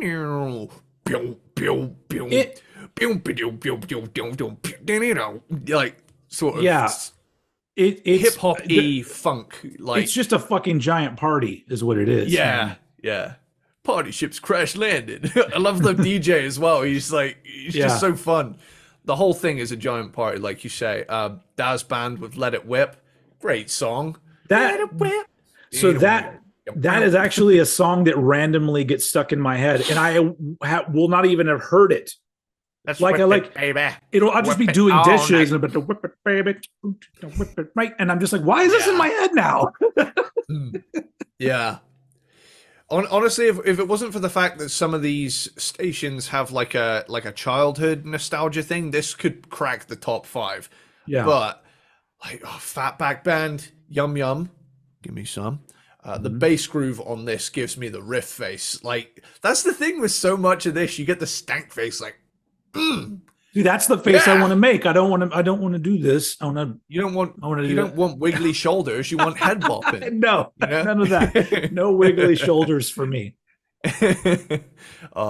Gap Band. You dropped the bomb on me, baby. Yeah. Like love that. It gets stuck in my head so easily. So much of the station is earworm. Yeah, that's an Yeah. absolute classic. I'm liking that we're in the like mutually just freaking out Oh, because about how these are good all these your things. most of these Like, are just songs that I absolutely love. So yeah. yeah. Cool in the Gang, Hollywood Swinging. There's Yeah. actually there's Anyway, like there the horns in that song are great. there's a mission where you have to do like a dance contest to impress a DJ so you can steal a sound system from a van. And So much of this game I didn't get to experience. Maybe well, I'll get there at some point. it's quite early on. Once you've unlocked OG Loke, his missions, this is the first one. And it's a mission called Life's a Beach, and you have to go to a beach party at Well, night. I that's the guy that you get out of prison, right? OG Loke. Yeah, And so yeah, but I was with him for a couple of missions. yeah, Maybe the game on here is in a different order or something. I don't know. I don't know. I think it should be on there, but like it's almost like a kind of Guitar Hero Dance Dance Revolution thing where you have to like get the right button in time with it, and it gradually Oh, I'm gets. good at that. Yeah, I'm good at I the will rhythm admit, stuff. I will admit that the mobile version fucked that because they made it so easy, but the PS2 version is where it's at. Yeah. Again, this is an appeal for just $5 a month. You can fund Old Head's mission to get a PS2. Um, so with that, let's move it on over to Cameo with Candy. Oh Straight up God, yeah. vibes. Yeah. What a great song. Has a fucking guitar solo in it. Oh yeah. Dude, a lot of those funk bands had fucking shredders in them. You just had to Yeah, they would let them loose sometimes. it's fantastic. Honestly, this is a genre that I'm just overdue a deep dive on, you know? I Yeah. feel like I could really go in on this genre. It'll be Like cranked and ranked Parliament of Funkadelic, which yes. whatever. Something what so we'll just pick some, big name group and then Yeah. just dive into their shit. Likely from this track list. MFSB, Love is the Message. There's great sax and keys on this. Johnny Harris, Odyssey. This song also plays in a mission where you have to enter a lowrider competition and do the same thing but with a car instead of dancing. So it's like a rhythm game. Oh, I'm into that. All You right. get to bounce the hydraulics of the car in time with the Yeah. music, and Yeah. it kicks ass. Again, like I say though, the mobile version kind of fucked it up. However, it is a really great song. Love it. It's an instrumental, but it's one of those instrumentals that's so musical you get like real Yeah. in the zone. Roy Ayers, Running Away, Doobie Doo. That's what just gets stuck in my head. That's the one little hook in that that's like, Mhm. God damn it! Now I'm gonna be saying that all week. Ohio Players, Love Roller Coaster. Yep. Yep. Covered by Red Hot Chili Peppers in the '90s, but this song, Mhm. as it stands, bangs on both versions. The Isley Brothers, Between the Sheets, Yeah. sexy ass song, plays in the strip clubs in the game. Yeah, I never got to a strip club either. That actually that's open from the beginning. I'll tell you where it is on the map after this for Okay. for guy purposes. Am I right? Hey, I'm just going for the $2.99 steak dinner. Okay. Yeah, yeah. And I watch porn for the plot. Yeah. Between the Sheets, sexy ass song plays in strip clubs. Like I say, Zap, I can make you dance if Yeah. you want me to. Gonna make you dance. Gonna make you dance. Like all of those like vocoded like. Oh yeah. it Oh just yeah. sounds so fucking good. It's such a great groover. It's one of my favorite songs on the station. Rick James with Cold Blooded Sexy. See, look, I can do my own delay. I'm very talented like that. Ronnie Hudson and the Street People, West Coast Pop Lock, California Yep. knows how to party. It's funny actually because that part is in this song, and a song on the classic rock station has the piano part that was in California Love, and it just always struck me funny that there's two separate songs in Mhm. this. It's a mashup. Yeah, if you mash them up, boom, you get California Love, which is the Tupac song from the Dr. late Dre. '90s. Yes, it is. It's a badass song. So I actually, that's one of Have those you songs that I had Have you on seen my. there's a guy on TikTok that has like a keyboard with a vocoder, and people will just send in the names of their towns and he'll sing it. But Eric, occasionally he'll do like, somebody has a funny name of a town, like somebody lives in a town called Butthole, and he'll do like in the city of Butthole. Like he'll do it. Um, one of the very few cool things on TikTok is that guy, but I haven't seen him as much anymore. So I think he may have run out of cool cities to do. Oh man, that's still fantastic. I love stuff like Yeah. that. George Clinton, Loopzilla. Yeah, it's kind of repetitive, but the vibe is killer. Yep. Ohio Players, Funky Worm. Ah, yes. The synth line that inspired the entire G-Funk genre. No wonder it's in this game. Yeah. I love this song. I'm about to tell you about a worm. It's the funkiest worm in the world. And then it does that.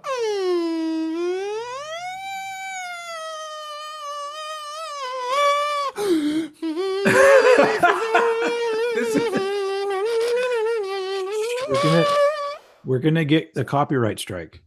Oh shit, yeah, that was too good. Can you imagine? Like if it did? Like, it's like, motherfucker, I'm too good at this. Maze, Twilight. This is a great instrumental. It's great for driving near the kind of coastal areas at night, I've found.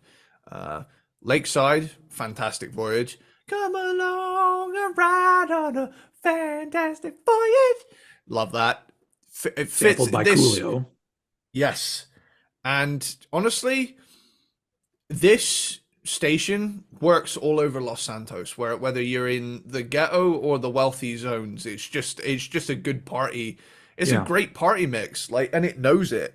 It just, the very first thing you hear is like party ships crash landed, bounce FM. Yeah. Yeah. It's just amazing stuff. Pretty much from here on in, this is all stuff that I could easily just stick on out of the blue. Yeah. Cool. So after that very enthusiastic one, what is your prediction for my number 8?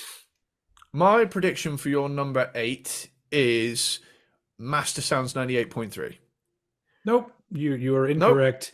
Nope. My number 8 is SFUR. SFUR,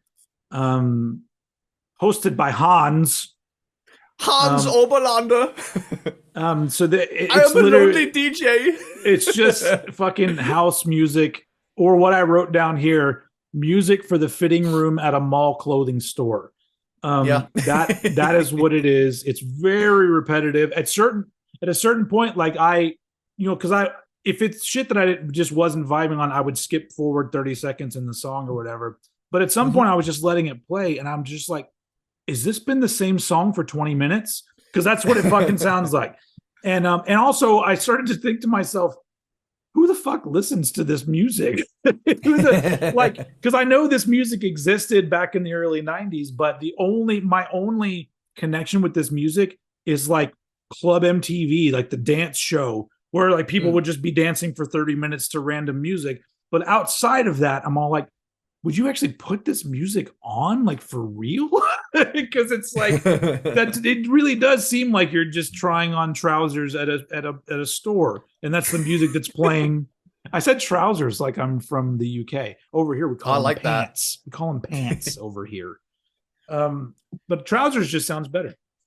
I think I've just been hanging out with too many Brits, and so now I'm just starting to say things that are. But it makes me sound cultured, right? Anyway, yeah. I'm eating a tomato on the pavement. It totally reminds me. We started watching Luther. Have you ever seen Luther, the cop show with Idris Elba?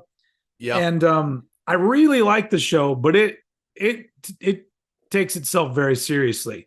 But my favorite thing is that, like, at least for the first few episodes, it was really hard for me to divorce like the stereotypes of British people from what this show is, because you don't hear about gangs and violence and all that shit over in the UK. And so to me, the first few episodes of Luther were literally just people walking in a room saying shit like, all right, love, finish your tea. We've had a murder.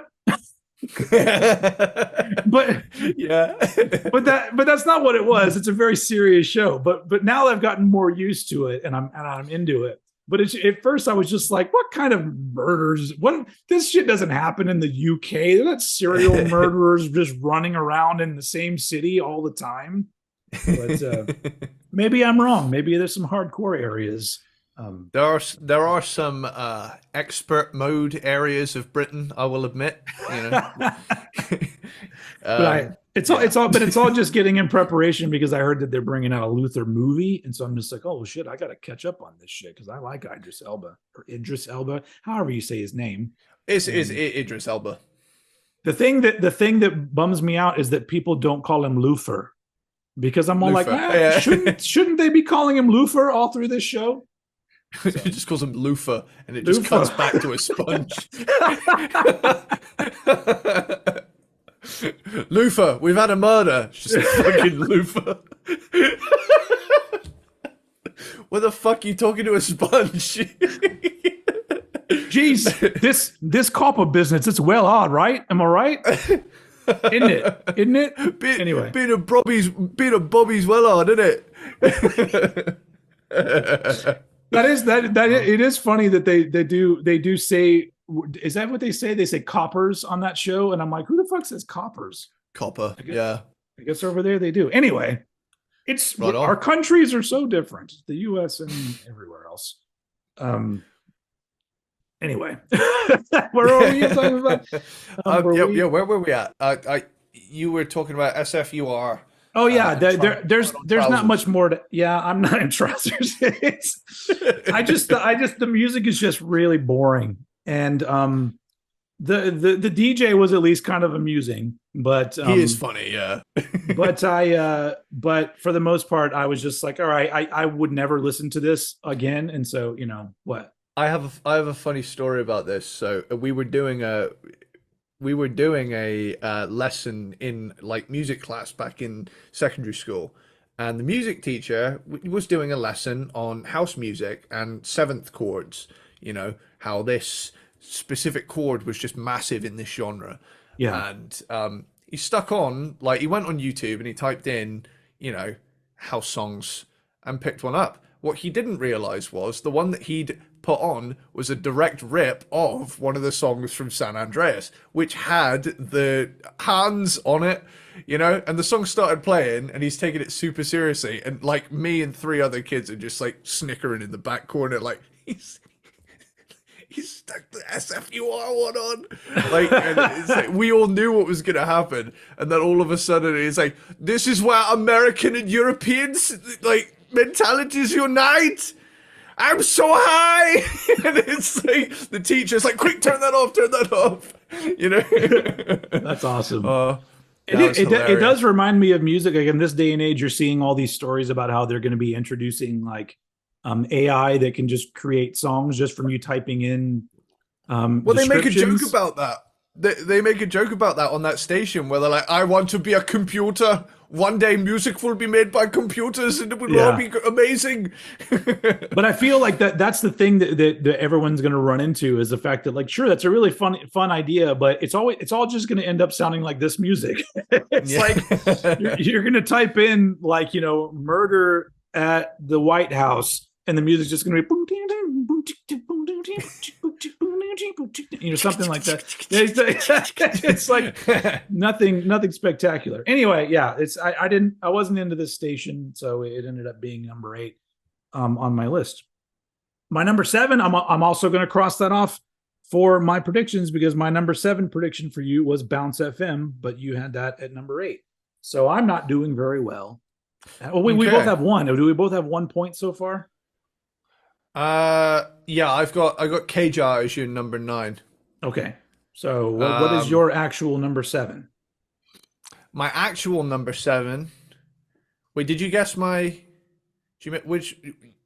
Sorry, no, because I you just talked about Bounce FM, but my prediction for your number 7 was Bounce FM, which would have been wrong. Yeah. So I crossed that out. So now your actual number 7. My number 7 is Playback FM. Okay. All right. Okay. Okay. Well, So this is the East Coast late 80s hip hop kind of, channel, station, hosted by a character called Forthright MC, who is not so subtly voiced by Chuck D Chuck of D. Public Enemy. Yeah, one of the two voices I recognized on the radio was Chuck D. I think Chuck D and Tommy the Nightmare Smith are the two big ones. I think the rest of them might just be like, in-house voice actors, but they definitely got a couple. I don't know. I Um, don't. We'll get to that station later, but I didn't know who Tommy the Nightmare Smith was. So we'll get there. you want to know? You want to know a secret? What? It's It's Axl you. Rose. Oh, okay. Now I got to go listen to it again because I had no clue. Because how often do you hear Axl Rose talk? He doesn't. Yeah, He doesn't talk a lot. normally he's just going, "You're in the jungle, baby. You're or gonna he's die." or he's just making weird ass noises like. Or overdubbing 7 different octaves of vocals because there's not enough.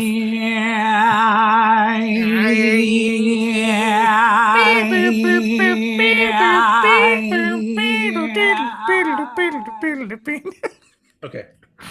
Copyright strike. Yeah. Oh, dude. So Cool G Rap and DJ Polo. Oh, sorry. That fucking song rules. There it is. Song rules. I love when I, say a song title. That and you whole cannot album contain fucking your rules, man. excitement.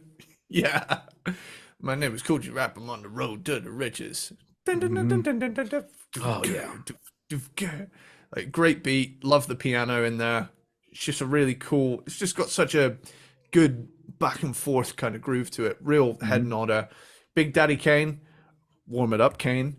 Love this song. about to. It's a good police. Yes, it is. It's a good police chase song. Like this is a good one for high speed pursuits. Yeah. Spoonie G, The Godfather, cool vibe to this one. Funky guitars and that. I love like it's kind of adapted to like being a bit more subtle. Well, I say being a bit more subtle. It's just worded differently. But I do kind of miss the "look how cool I am" attitude of like old school hip hop of just being outwardly bragging.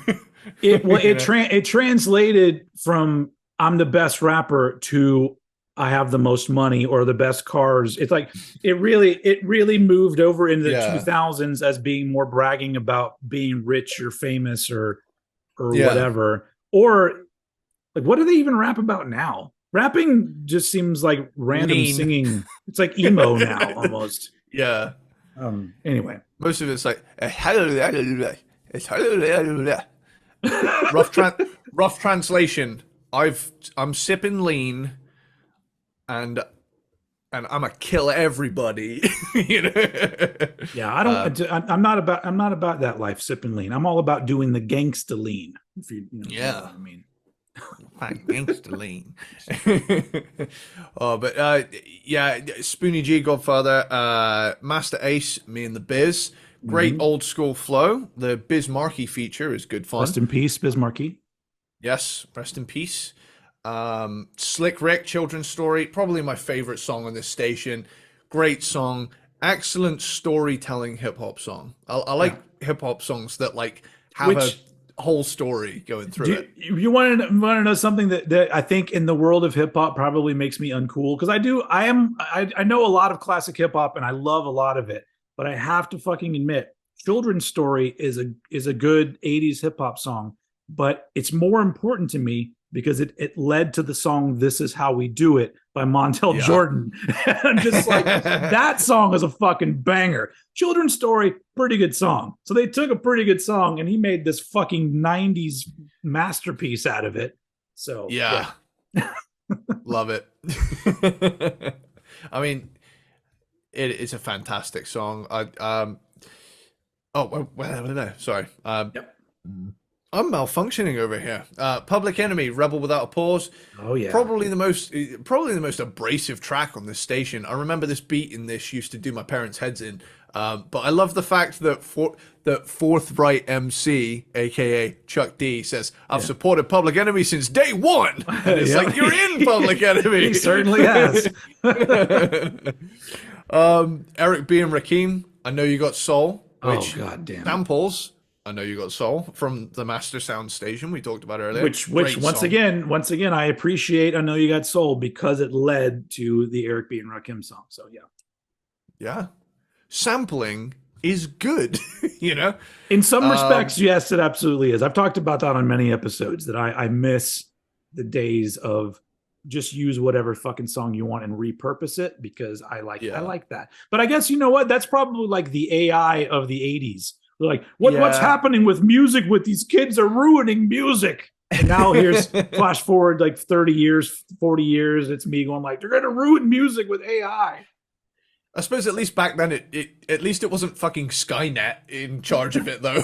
That's true.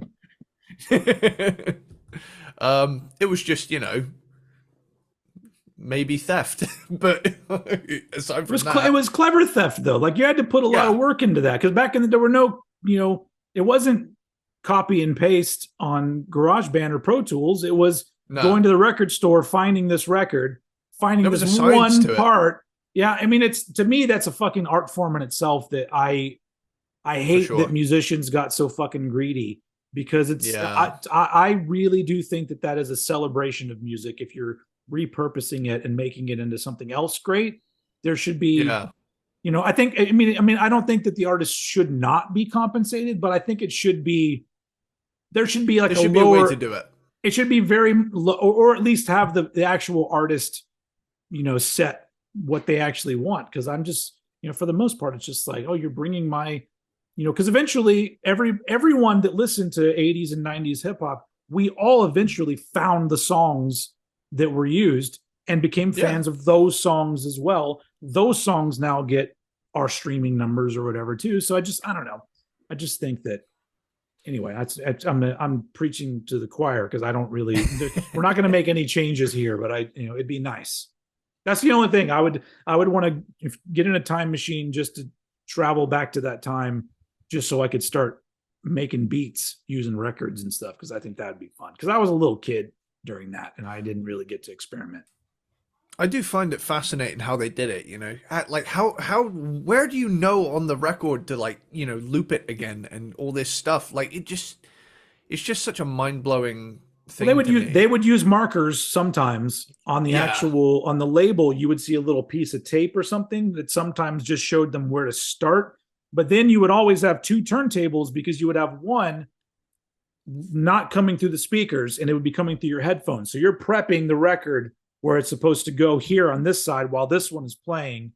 But then eventually it became sampling where they were using these sample machines. So they would just record the sample onto the sampling machine and then create the beat through that. But even then it's still complicated as fuck doing that shit compared to what we do now.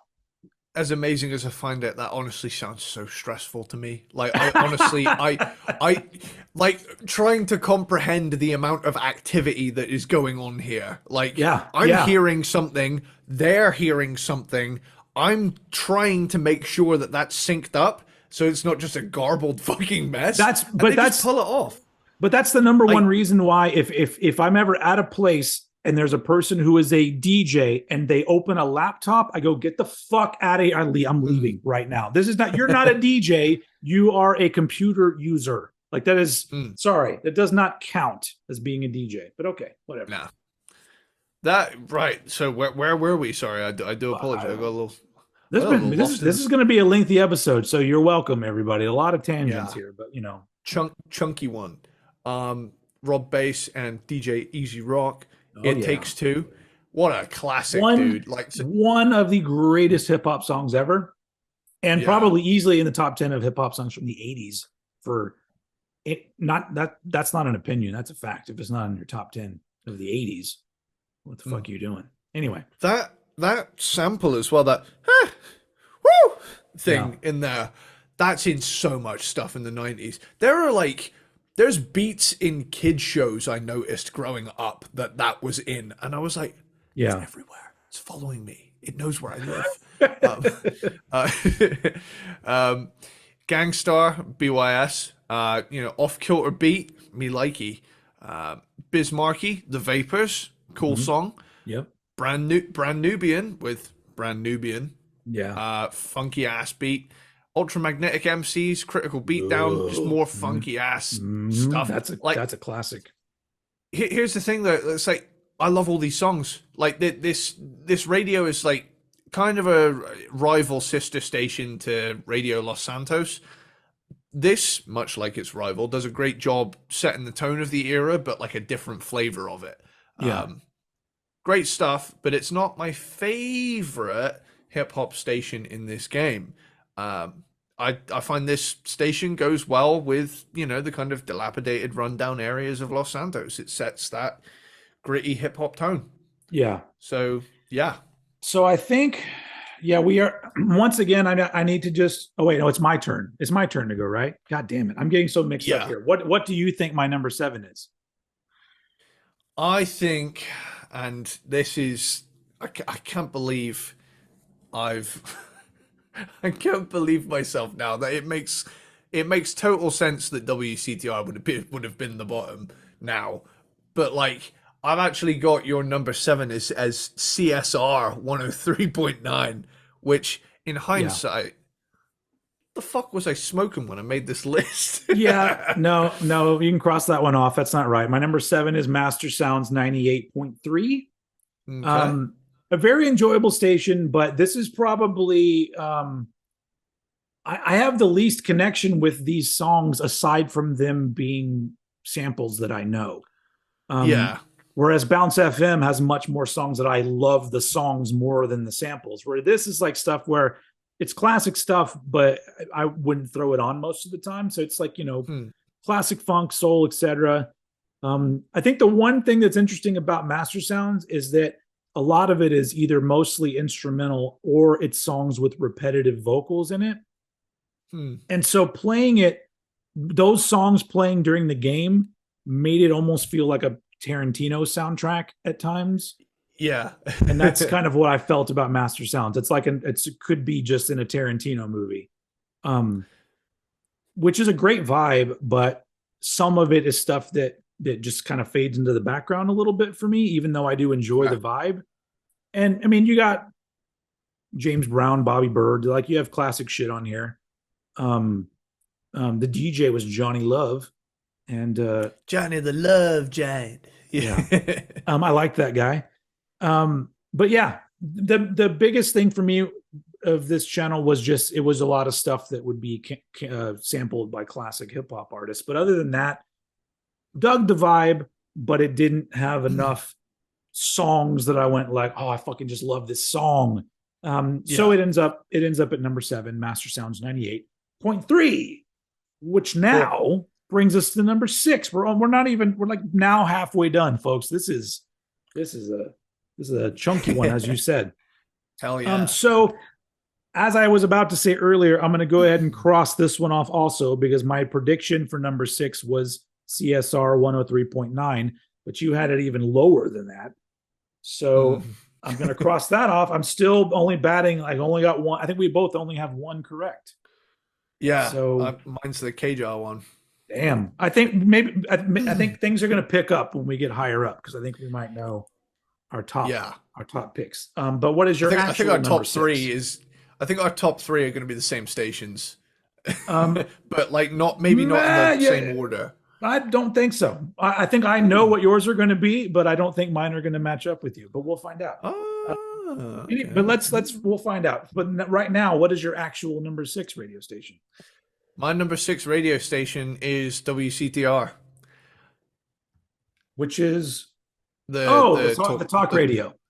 yeah, and the reason it's high up for me is a it's something different, Yeah. and B it really expands the batshit insane lore of the in-game world. Okay. It's like because all of the Grand Theft Auto games is just a giant parody of reality where everything is turned up to 10 in ridiculousness. Mhm.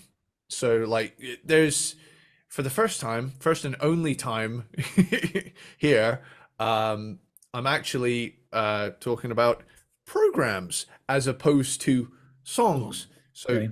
WCTR News, hosted by Leanne Farge with Richard Burns, which features up-to-date news in the San Andreas state, which is affected by things you do in the game. Like, say, for example, there's a hippie guy you have to help out, and the cops find his weed farm, and you have to burn the entire weed farm with a flamethrower.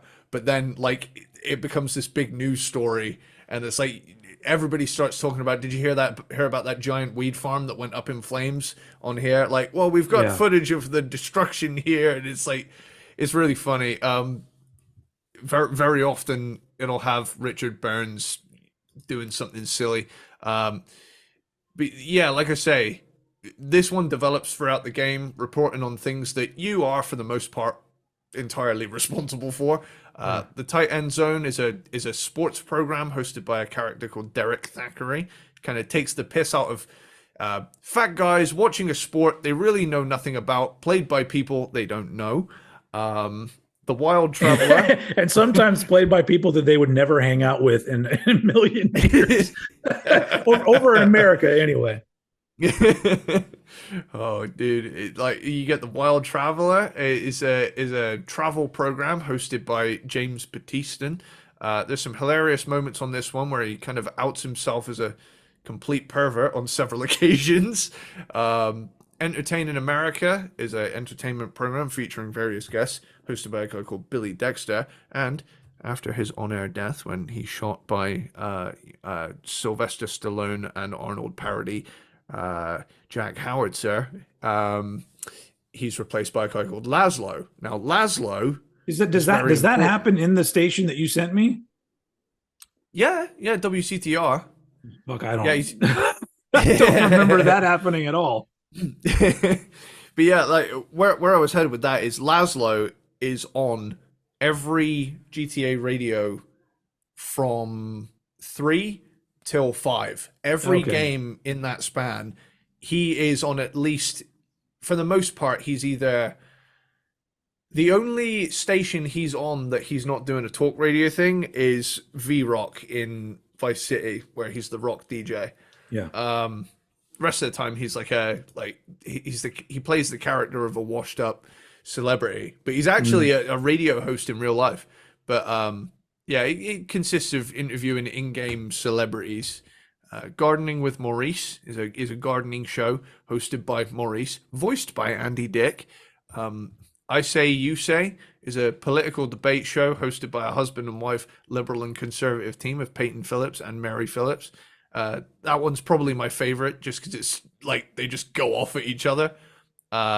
Lonely Hearts relationship advice program hosted by Christy McIntyre, and after he hijacks her show, Fernando Martinez, who is also in nearly all of the GTA radios. He also is the radio host of Emotion in he's like the power ballad station in Vice City. So he's very, very romantic. I will steal your woman, and Area 53, which is a coast to coast AM spoof hosted by Marvin Trill. From a world building perspective, there is nothing else like it on the radio in the game. Almost every GTA since 3 has had at least one talk radio. And as far as I'm concerned, this is the best of the bunch. But I've stuck it dead in the middle because I've probably listened to it more than the ones below it, but I haven't listened to it as much as the ones above it. So I think that if I had taken into account the world building aspect of it, I would have put it higher in my predictions for you. But I wasn't even thinking of it that way, so that's why I put it dead last. I fucked up here. Sorry, I was looking at your list when I said WCTR. This is actually my 5. My number 6 is SFUR, but we'll forget that. Either way, I got it wrong. So what do we? What do we do? What the fuck are we doing now? ladies and Okay, just gentlemen, this is the first major fuck. Well, I think we've had other fuck ups, but nothing this major on Cranked and Ranked. So okay. What do you think my number 6 is? I already crossed it off. It was CSR 103.9, and I got it wrong. Okay, So then it's all cool. What do you think my number 5 is? my prediction. Well, I haven't done my number 6 though. Okay, you do your number 6, and we'll sort this whole mess out. What do you think my number 6 is? I thought your number 6 was going to be WCTR. No, it is not WCTR. My number 6 is Radio Los Santos, Whoa! which is the gangster rap channel. Which, you have to remember something about me. Even though, like, we have, we talked about, NWA on this show, and we've talked about a lot of gangster rap stuff, and there is a lot of that stuff that I like. There's also a lot of that stuff that I just think is kind of dull, and it wasn't really a big deal for me, because in the early 90s, sure, I was listening to Dr. Dre like everybody else, but I was mostly listening to the alternative rap scene. So I was listening to De La Soul and the Far Side and stuff like that. I wasn't really listening to gangster rap, but there is some of it that I really liked. So that's why it ends up at number 6, because it has like the usual suspects: Tupac, Ice Cube, Dr. Dre, Too Short, Eazy-E, Compton's Most Wanted, NWA, which, those are fine. My standout tracks on this are Gorillas in the Mist by Delinch Mob, which is like Ice Cube's sort of side Boom, project. shakalaka, boom. That song fucking rules. Hand on the Pump by Cypress Hill is an absolute classic. Fucking Murder Rap by Above the Law. Now that, if you're gonna make like a list of like the gangster rap stuff that is fucking great, I would put the first 2 Above the Law albums like way at the top of that list. It's Funky Enough by the DOC. That's a classic, but I kind of equate that. I equate that with 80s more than I do with 90s, because it's got an old school vibe to it, even though, it's not really gangster rap, I wouldn't say, with that. But I think it's probably, of course, just through affiliation with like NWA. With NWA, yeah. And then, of course, you got Kid Frost with This Is For the Rasta.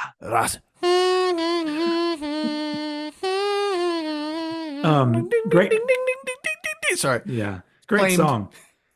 Yeah. So and it's hosted by Julio G, which is he's a good host on this. So there's absolute classics, and there's definite bangers on here, but my problem with the station is that when you narrow things down to this, there's not enough of a variety for me. And so the fact that there were songs because I know that he's considered classic, but Too Short, for the most part, a lot of his stuff is kind of not very interesting to me. And then same with Tupac. Tupac is a very celebrated rapper, and most of his music, I'm just like, can't really get into it. So it leaves me with like the ones that I mentioned, and of course, Ice Cube, Dr. Dre, Compton Most Wanted has some good shit too. But it's a good station, but it didn't have enough bangers or enough to make it go above the other 5 stations. So that ends up being my number 6. So your actual number 5 is the talk radio station. Yes, but so before you get on to your actual number 6, I'm going to cross off my number 5, because my number 5 was Playback FM, which you already mentioned. So I'm not doing very well. But your number 6, you said, was SFUR, correct? Yes. Yeah. So sorry. Let's do a little weird. It's like a Tarantino movie. We're now going to talk about a scene that we already knew about, and it happened earlier, but we're watching it later in the movie, and for whatever weird reason. But okay. Okay. So number 6, SFUR. I think I have a soft spot in my heart for this, because I was kind of like, what was it?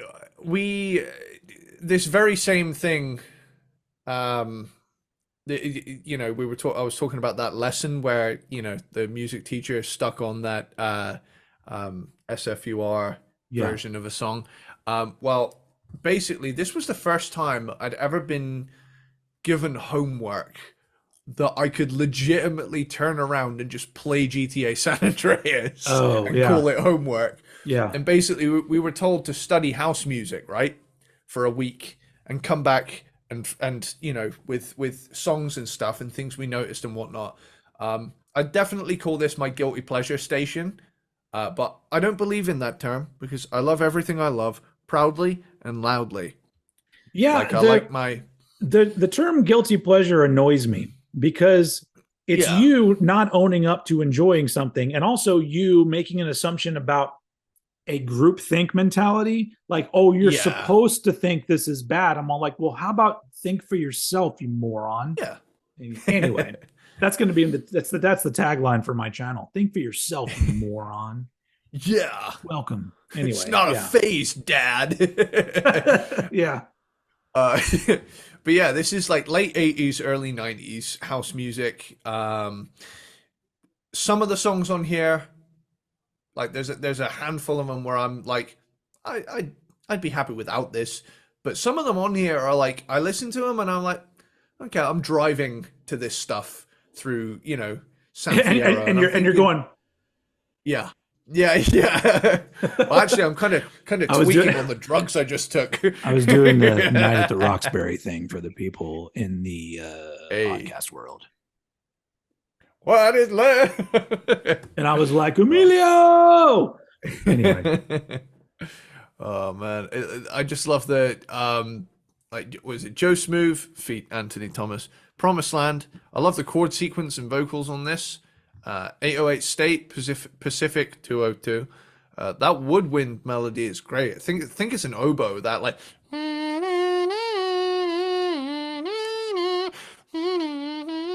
that's back. That's back in the time where putting a number in your band name that meant electronic music, but then later it became pop punk. yeah. Here's a good one. A guy called Gerald Voodoo Ray. One of the songs that plays in the nightclubs where you can go and do dance contests and impress the ladies when you unlock girlfriends in the game, because there are certain girlfriends that if you date them enough and satisfy them enough, you can unlock a special outfit from them. That's the incentive. You can get a pimp suit from one of them, or you can get like a Oh, hillbilly outfit or a something else. It's just a little extra I just have to bonus learn thing. how to take off my Batman mask because I don't want to wear that anymore. There's a wardrobe in the safe house. If you go upstairs, there's a closet, Oh, and where you you just go save your in there. progress? That house? Yeah. Yeah, if Okay. you go up the stairs, you'll see the like yellow marker going up and down. You walk into that Oh, and then you can change your clothes. I have not looked around that house anymore, so I need to do that. Okay. I remember when I was a kid, I used to watch like videos where people had like modded the ghost of his dead mum into the house, moving around. Scared the shit out of me as a kid. Oh my But God. Have you seen those yeah, those yeah, I mean I don't know if it's just TikToks or if it's other videos where it's people doing live action recreations of GTA where they're walking like the characters and yeah, their hands are one solid block, and they're yeah. like, I was talking to him, and I said, it's And they like, always have the people passing them by saying random weird shit and stuff. It's pretty yeah, funny. Now that I've played the game, that's even funnier. it's so funny because like you can tell they've like in an effort to really enhance this world, they've just like had a bunch of voice actors say completely wild out of context stuff. Yeah, I yeah. bet it was such a blast to record vocals for that Oh hell yeah. side of things. They probably just like said, just come up with the weirdest shit you can think. Yeah. Yeah, yeah.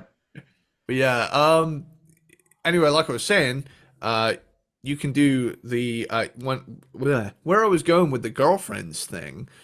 The original release of the game included code from a literal cancelled sex minigame that had to be removed as it was considered far too explicit for release. It would have essentially turned the game into a porn game because there was this mini game that if you got to a certain point with a girlfriend, you could go into the house with her and you'd have to like rhythmically tap the space bar and keep her excitement bar up.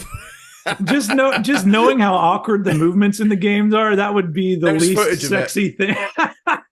There's footage of it. There's like these polygonal fucking like mannequins just Yeah, throwing back it's and forth. just But it's so yeah, funny it is what it would be like, just two mannequins bumping into each other.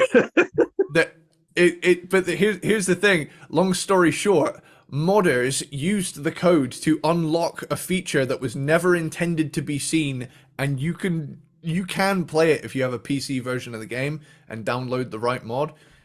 So yeah, Interesting. er, yeah. Thank God it wasn't in there, when I got it, because who knows, I might have seen something my young 9-year-old eyes should not have seen. Anyway, Frankie Knuckles, feat Jamie Principle. Your Love, iconic synth part.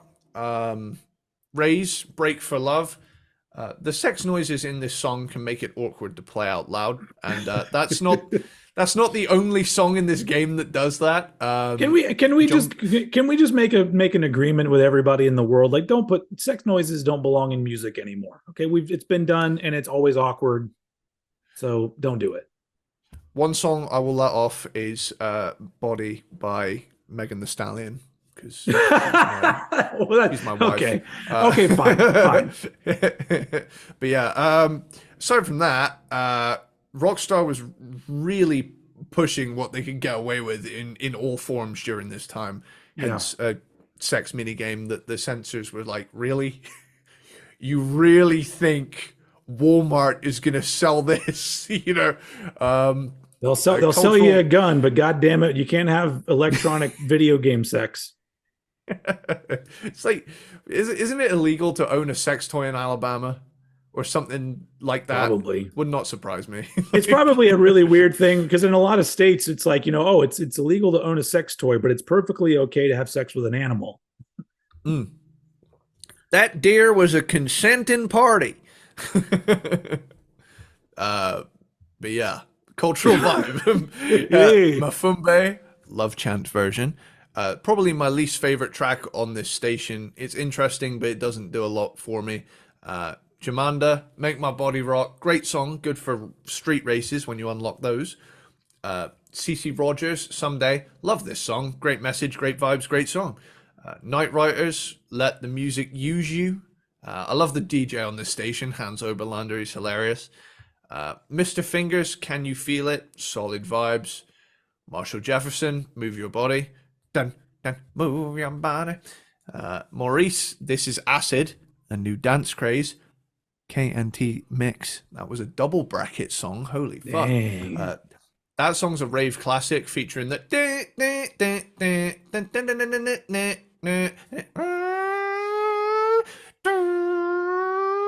that little hook. That's if you're a raver, you remember that.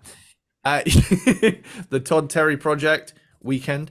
I never realized that this was a remix of an original track until very recently when I was playing Vice City Stories and I heard the original version of the song. And long story short, you find these things. That's a fun thing about these games. Fallout, The Morning After, Sunrise Mix. I love that synth riff. It's almost rock in its approach. That like that. I love how like that. What you just did, that could be assigned to like 1,000 songs. Yeah, it's like, oh, that's what that was. That song. Fair. Robert Owens, I'll Be Your Friend. Repetitive. I could live without it, but I bet on Ecstasy, it's incredible. And the 28th Street Crew, I Need a Rhythm, is a remix of that Jamanda song, and it's perfect for racing too. Well, the station has San Fierro in its name, and that's where it works best. It's a good night drive station. Definitely good station for street races. Unlocked when you pass the driving school in San Fierro. So, bada boom, bada bing, Dobby and Gollum have entered the ring. So that was your number 6, but we had actually just 6. talked about number 5. So that means that we're now on my number 5, which you now need to predict. What is my number 5 GTA San Andreas radio station? I believe that your number 5 is Bounce FM. You are incorrect, sir. Damn. My number 5 is KDST. Is it K No Dust? way. K Dust, is that what Yeah. it would be? Um, KDST, but also the Dust. yeah. Yeah. So this is Tommy the Nightmare Smith. this station is kind of all over the place. It's kind of like what you would nowadays would just be a classic rock station. Um, Yeah. Kind of covers all bases of that. and I didn't know that it was Axl Rose as the DJ, but the second thing I wrote down was DJ seems like a dick, possibly racist. Because like literally, like it seems like at every single chance that they get, they seem to try to it's like a veiled attempt to say that we're not like those black people. We play rock and roll. And so it's because it's all this just rap like, you know, crap is killing music. yeah, it's all very, because like literally all of the little stingers for the station, I don't remember any of them saying, here's what we play. It's all like, here's what we don't play. Yeah, it's yeah. like, okay, I mean, all right, cool, whatever. But Real so it's rockers like wear leather jackets, not some flannel shirts, you know? yeah. So it's like their whole identity is what they are not. Like, you know, it's really weird. But there are some, I mean, they're actual classic, really fucking great songs. But overall, I think it's because a lot of these songs have become so overplayed and are still, this format of a station still exists today everywhere in the US, that it's very bland. It's a very bland experience, catering to old white folks for the most part. So yeah, Tommy the Nightmare Smith, did not know he was Axl Rose, but that's interesting now. And honestly, you can't get any higher on the list if you put fucking Freebird in your playlist. Sorry. That's almost enough to put you at the end of the entire list. But there were other really good things on here, such as Tom Petty, Running Down a Dream. You had Boston, you had Heart, David Bowie, Toto. I mean, I'm now, you know, an early Toto fan. So, and then of course, like, best song ever.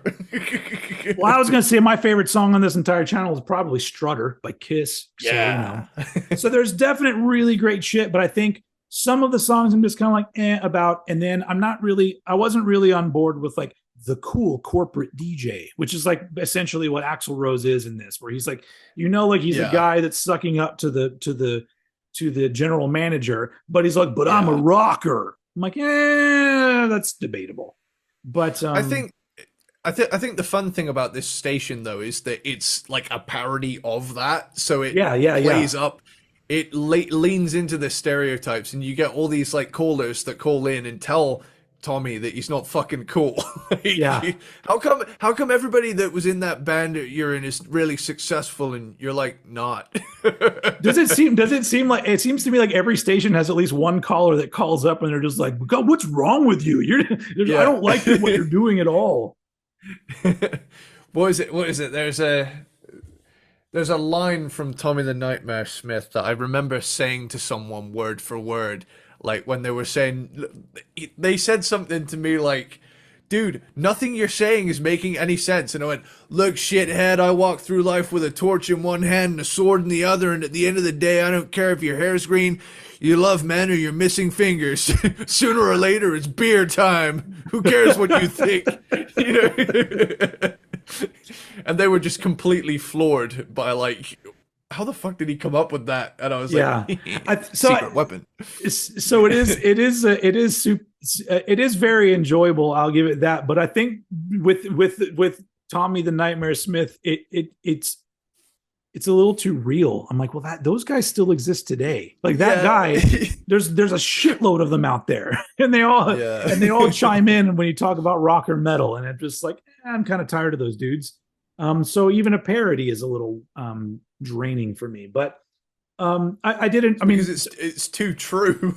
Yeah, it's too true. But there's a lot of good music on that. So my number 5 ended up being K Dust. But so my top 4 for people with the bingo cards, we're entering banger central here. Like I literally have nothing but positive shit to say about the next 4 radio stations. Okay. But we're moving on to top 4. So all right. Oh fuck! All right, this is the moment of truth, because all 4 of these stations you haven't mentioned, but it's are they in the right order? So my number 4 prediction for Eddie Sparxx is K Rose. No. Oh shit! All right, I'm crossing that shit off. God damn it! All right, so what is your number 4 radio station? My number 4 radio station is Radio Los Santos. All right. So this is my favorite hip hop station in the game, Mhm. and there's a reason for that. It is very West Coast, early '90s chronic G-funk heavy. Yeah, yeah, Um, so many of the artists on here are NWA adjacent. yeah. So, without further ado, let's dive into this early '90s West Coast gangster rap greatest hits compilation. Um, so Tupac feat Pogo. Uh, I don't give a fuck. I like the song. I love the attitude and the rant at the end too. That's how they intended that song title to be read by Yeah, a British guy. I don't give a yeah. fuck. I'll take my tea however you make it. God damn it! I don't give a fuck. uh, do you want a sugar lump? I don't give a fuck. West Side. Yeah. Chocolate or not chocolate digestive biscuit with your tea? I don't give a fuck. Oh, I'm gonna go chocolate all the way on that one. Oh, 100%, dude. I heard someone say the other day that they preferred the standard to the chocolate, and I was like, motherfucker, it's okay. Go to therapy. Damn. Who hurt you, man? So Compton's Most Wanted with Hood Took Me Under. It's Uh-huh. kind of funny that I've always kind of thought of this as Ryder's theme song. Now, the character of Ryder, while designed to look like Eazy-E, is actually voiced by MC8, who raps on this track. Yeah. Dr. Dre feat Snoop Dogg. Nothing but a G thing, baby. One of Which is three Dre probably and Snoop. it's probably like if you were going to come to me and say what's a song that defines 1992, I'd probably pick that one. It's like because yeah, there was a lot of other music going on, but that's just one of those ones that was huge and still lives on today. So 100%, dude. I mean, you know when it's achieved meme status that a song is immortal. You know, yeah. all those thug life sunglasses descending from the top of the screen on a Mhm. black and white freeze frame. That's always in there. This is probably the most iconic song on this station. Mhm. Too Short, The Ghetto, great kind of chill vibe on this one. Works best at night for immersion in the kind of gang territory areas. NWA, always into something. I'm a fella for life, and I really don't give a fuck.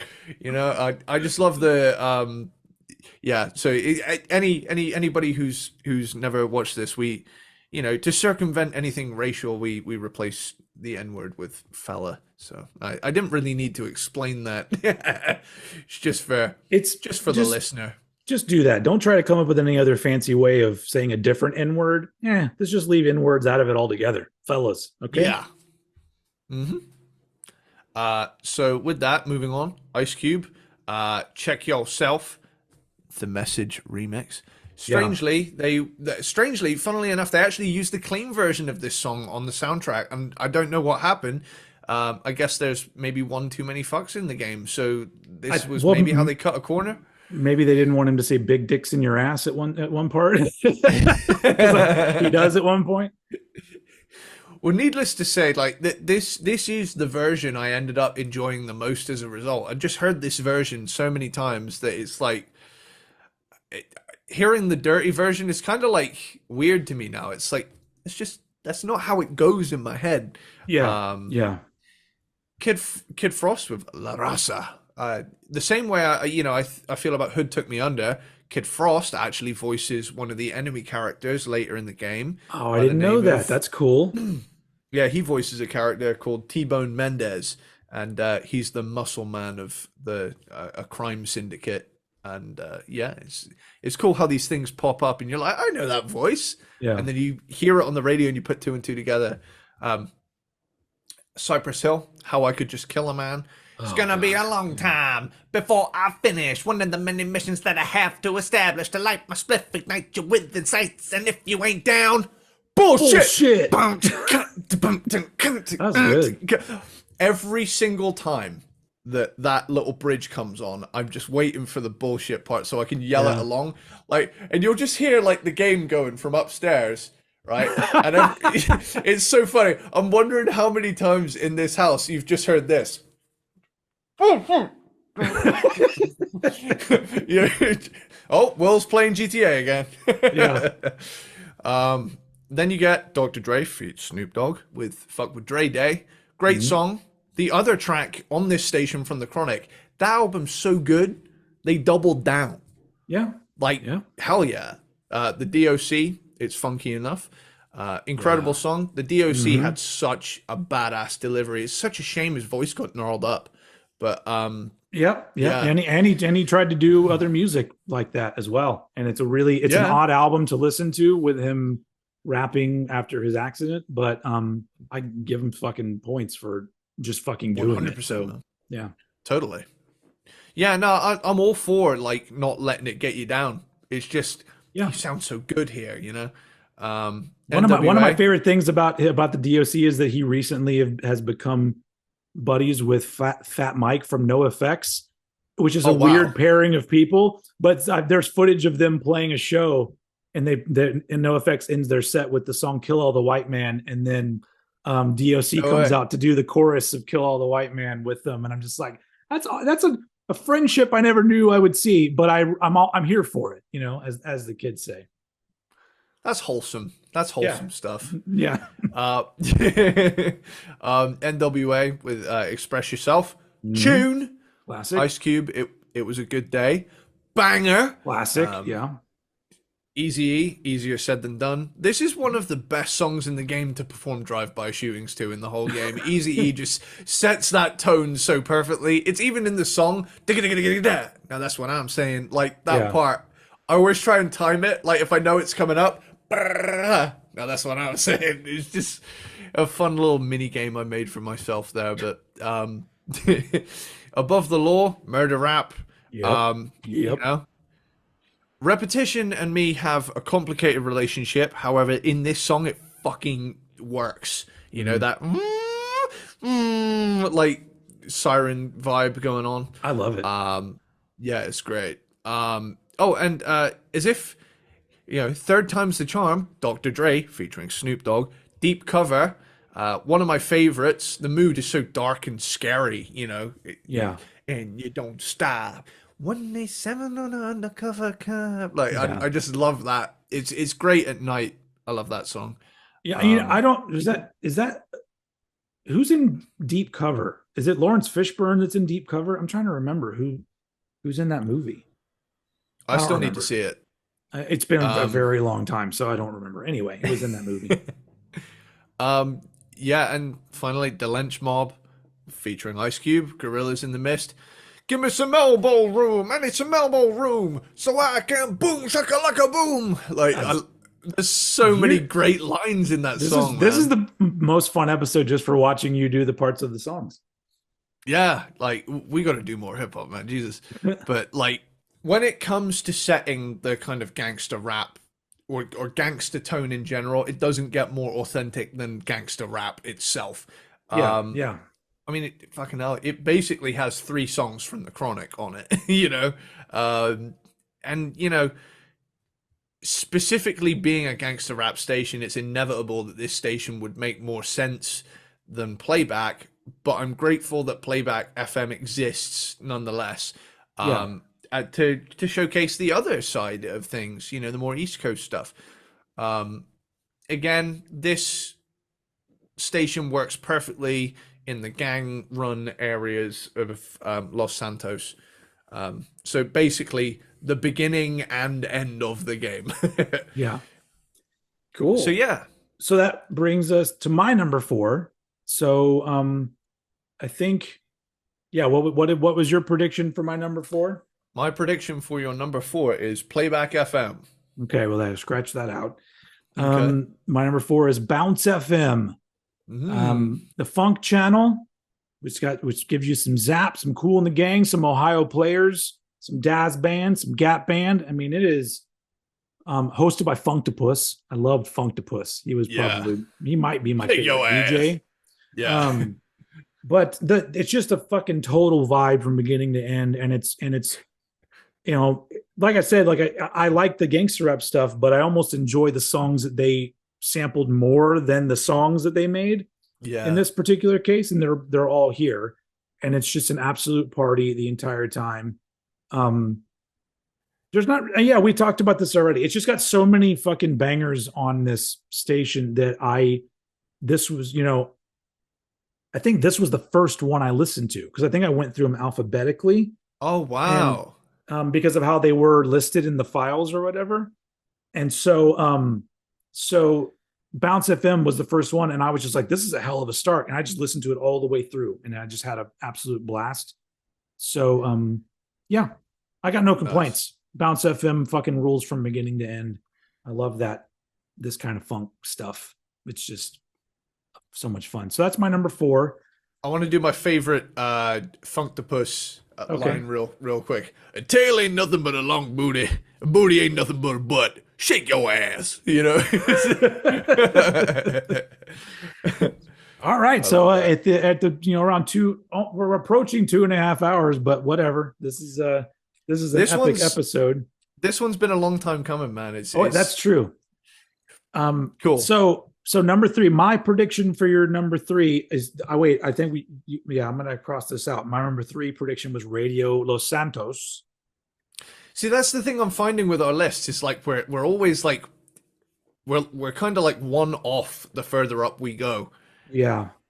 Apart from So maybe one or two that are like so way out. the way that things are going, there's a possibility that I'll have one correct, but it looks like that maybe 2 correct. Fuck, I don't know. But so what is your actual number 3? My number 3 is you'll hate this. It's K Rose. All right, go ahead. And my reason for this is that when you reach the point of the game where you're in the countryside, it does a hell of a job setting the tone. But B, as someone who kind of grew up on this music being played in the house nonstop, it was the it was the station I gravitated towards first as a child when I first Yeah, picked this game up because I was like, I recognize this. This feels safe, you know? And I yeah. was like, initially that was like my first one because I was like, well, I recognize this. And I It's just grew so to funny because I'm the same way, and I'm like, I recognize this. Go fuck yourself. yeah.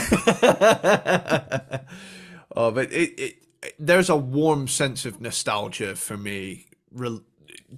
Like it's inseparable now. You know, Yeah, yeah, yeah, this is the station that I don't play it as much as I mean I kind of do. Like whenever I'm playing it and I'm like I want to feel like I'm 9 again. So I'm going to hop on a Wayfarer bike and go into the countryside listening to this and like basically role play as my granddad fucking yeah, driving around these country roads on his bike, you know. yeah. And it's like it's one of those things that it's a vibe I can't describe without just basically saying it reminds me of being a kid. Literally, it's Yeah, just got such a strong formative years kind of thing going for me. And yeah. I've always said like I don't think that I would really like it a lot, but it would be interesting to hear this music removed from it, like because I just feel like there's so much about it that's tied to things that I hate about my culture, and so yeah, um and the music itself doesn't do anything for me on top of hmm. that. So it's just so much shit. So it's it's a weird thing. The close-minded redneck stereotype is unfortunately like when I was a kid I never knew that, you know. Yeah. I was never really exposed to that kind of thing. So it was like I just heard this as nice music that was just around me. Well, but also I think over the years it's 2 parts. It's that part of it, but that's not all country artists. But it's also Mm. become another thing, especially in the town I grew up in of Austin, Texas, and probably in Texas in general. But the thing that got this used to annoy me, well, still annoys me, is that I'll say to somebody, "Yeah, I don't like country music," and they'll all say the same thing. You mean even Johnny Cash and Willie Nelson? And I'm like, yeah, I don't like them either. There's not. I don't know why they're given a pass. Their music sounds like this other music that I don't like, and so because they've been given this persona of they're cool to like, I'm like, no, because I'm sure if you dig enough into their lives, they're probably both assholes. I don't know. Maybe not Willie Nelson. He's high all the fucking time, but I mean, but I just don't. Because at the same time, it's like, oh, we're at this point, we're canceling wife beaters, and I'm like, okay, well then let's cancel Johnny Cash. I'm just like, I don't know. I just think that Anyone from the 50s is just fucked. yeah. So I just think that it's all of those things. It's like it's just there's so many annoyances in the music, and so I almost feel kind of cheated because I don't have a nice fond feeling when I hear the music. And so I appreciate somebody else coming to it with a totally different viewpoint, because I'm like, well, I can't argue with that at all. And part of me wishes that, I could have that kind of experience, but yeah, I think it's what it is. this is probably like stylistically the biggest difference between me and you. This is like Yeah. the one genre that's like one of us loves it, one of us hates it. But yeah, I'm Yeah. I'm a dive in.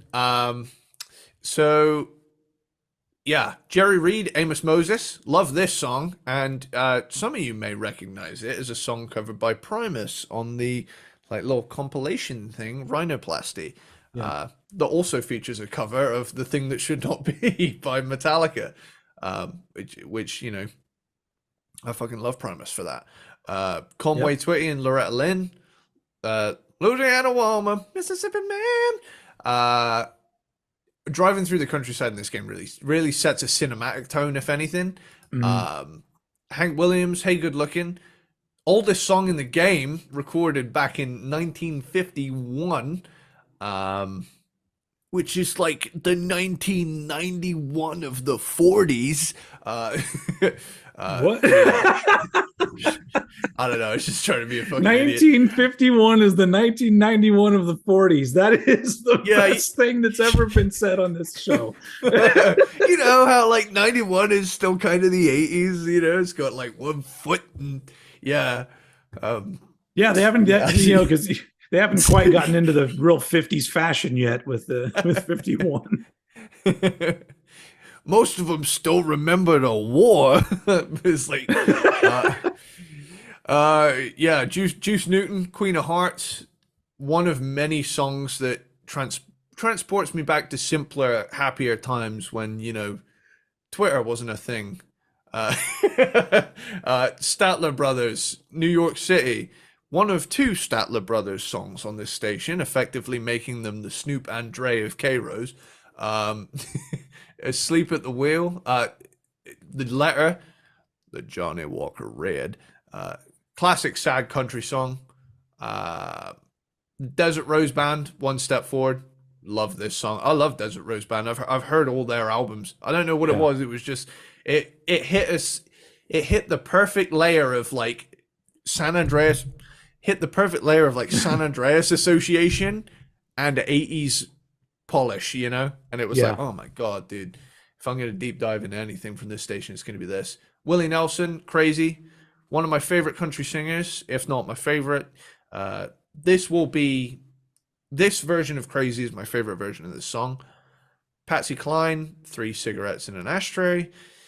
I don't know, Matt. There is something hilarious about being in a police chase listening to this song. Yeah. I did. There was one point where I was mowing down people with my car and Queen of Hearts was playing. So, it was it made it kind of funny. It is funny, that's how I've always kind of looked at it. It's like, I remember I had a friend over and I said, hey, do you want to see something funny? He's like, oh man, I hate this song. I'm like, nah, dude, watch what I'm about to do. I literally just went on a rampage to this song and he was like, okay, yeah, that's pretty funny.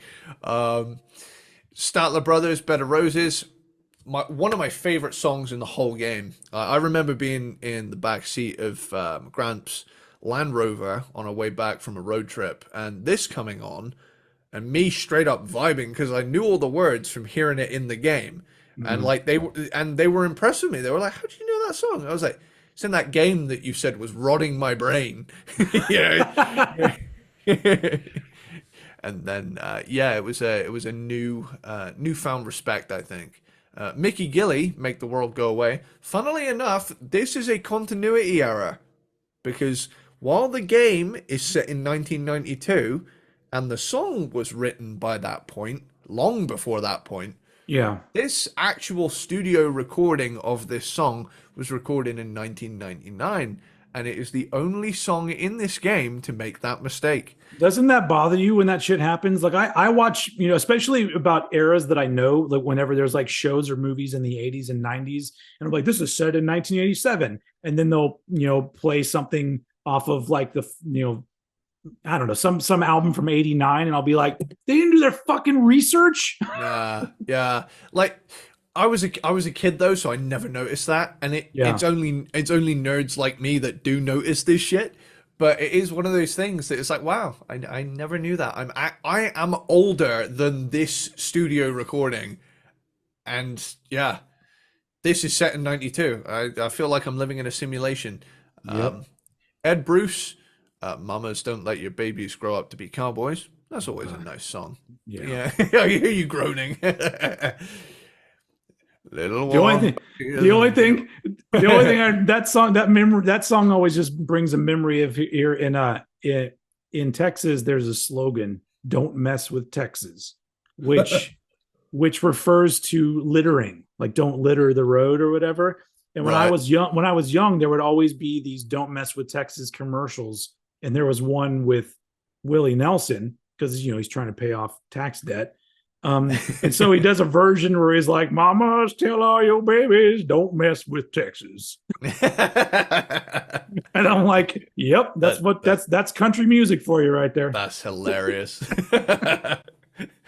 Anyway, Oh, what was it as well? I saw that was like the most dystopian American thing that happened. Like I think it was around the January 6th, insurrection, and I think they were airing like live footage of the Capitol being raided, and then there was a commercial, but like it still had the stuff like covered on it, like, covering the footage. But then an ad came up in like a separate window that yeah. was like for Burger King, and it went little bit of chicken fried, on the side. It's like fucking the Capitol building is That's under so good siege. though. That's Like so good. The Capitol building is under siege, and this fucking redneck ass fast food advert is playing at the If same you time. if you ever wanted to sum up America, that's it right there.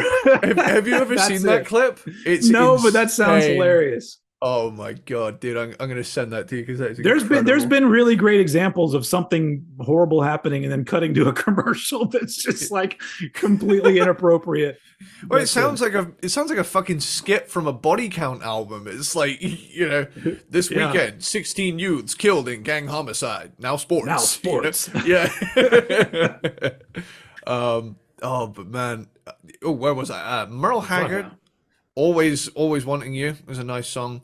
Whitey Schaefer, all my exes live in Texas. I'm gonna raise my hand and grant it the absolute banger status. And Eddie Rabbit, I love a rainy night. I do too, Eddie. I do too. Um, so childhood nostalgia granted this one a serious boost, but I love country anyway, so go Yeah. figure. Yeah. Paris Well, When you get into things like Eddie Rabbit, especially that particular song, that is just pop music. Like yeah, that with a southern twang. Yeah, a little bit, yeah. So there is stuff from that time period. There's certain songs here and there that when I hear them, they don't tick the country box, they tick the pop music box. And yeah. so I'm just like, okay, it's a good tune, but it's because there's I don't know. There's a lot of them like that, but a lot. I would also say that tone-wise, I think this album accounts for a large section of the world. basically pairs with anything rural, aka Red County, Flint County, Whetstone, Tierra Yeah. Robada, and Bone County. So All places that I didn't see. And so it's completely inappropriate for the game that I was actually playing. But fair. okay, So so what do you you're probably going to get this wrong, but what do you think, what did you have listed as my number 3? my your number three, I thought was going to be KDST. Okay, so cross that off the list. My number 3 is CSR 103.9 New Jack Swing, Hey, which I loved this channel. Just, Bobby Brown, Rex and Effect, SWV, Boys to Men, Soul to Soul, Belle Biv DeVoe, Guy, bangers. Johnny Gill, In Vogue, contemporary soul, they would say. And what I think is fun. I thought about this earlier, but I didn't bring it up. In the Boys to Men music video for Motown Philly. Have you seen that video? Probably a long time ago, but I can't So remember there's how it goes. so there's a in the music video. So first off, the Boys to Men song ends with them going Boys to Men ABCBBD, which is Boys to Men, Another Bad Creation, and Belle Biv DeVoe. Like that's what that Yeah. means. And it's all stuff that's being produced by Bivens, and whatever what first name was, Michael Bivens. Anyway, he's in Belle Biv DeVoe. And in the video, there's photos of like these artists. And so there's a photo of Boys to Men. Then there's a photo of Belle Biv DeVoe, and it says Belle Biv DeVoe. I'm like, hey, we're posing. Then there's a photo of Another Bad Creation, which was the little kid group that was popular that they had. And then there's another group of all white dudes called Sudden Impact. And I don't know what happened with them, but apparently it was such a bad idea. That group never happened. Wow. They put him in the music video, like, here's our white group called Sudden Impact. And then, like, that's it. There was I don't remember there being a Sudden Impact album or single. It's almost like the people, like, they did a test audience for that part of the video and they just went, no. Fuck off. Yeah. We already got Color Me Bad. They have a white dude in that. That's enough. Yeah. Wow. So I just always thought it was really funny that, like, what happened with Sudden Impact? I bet those guys are kind of bummed because they're just like, oh shit, Michael Bivens likes us. We're gonna get a record deal. We're in the Boys to Men video. All right, guys, sorry, we're gonna cut this shit. We're not. Damn. We're not moving forward with Sudden Impact. That's brutal. Anyway, absolutely horrible. Yeah. Man. Oh. The one thing that was interesting, and I didn't remember which one because you were going through your list of songs, and there was a couple songs on this channel that I had never heard before. And so I would grab Shazam and go, who is this? Oh man, this is fucking good. But there was one, Shazam couldn't even figure out what it was. So I don't remember which song it was, but for one of them, I had no idea what it was because Shazam just kept saying, we can't find anything. And I'm like, wow, okay, that's weird.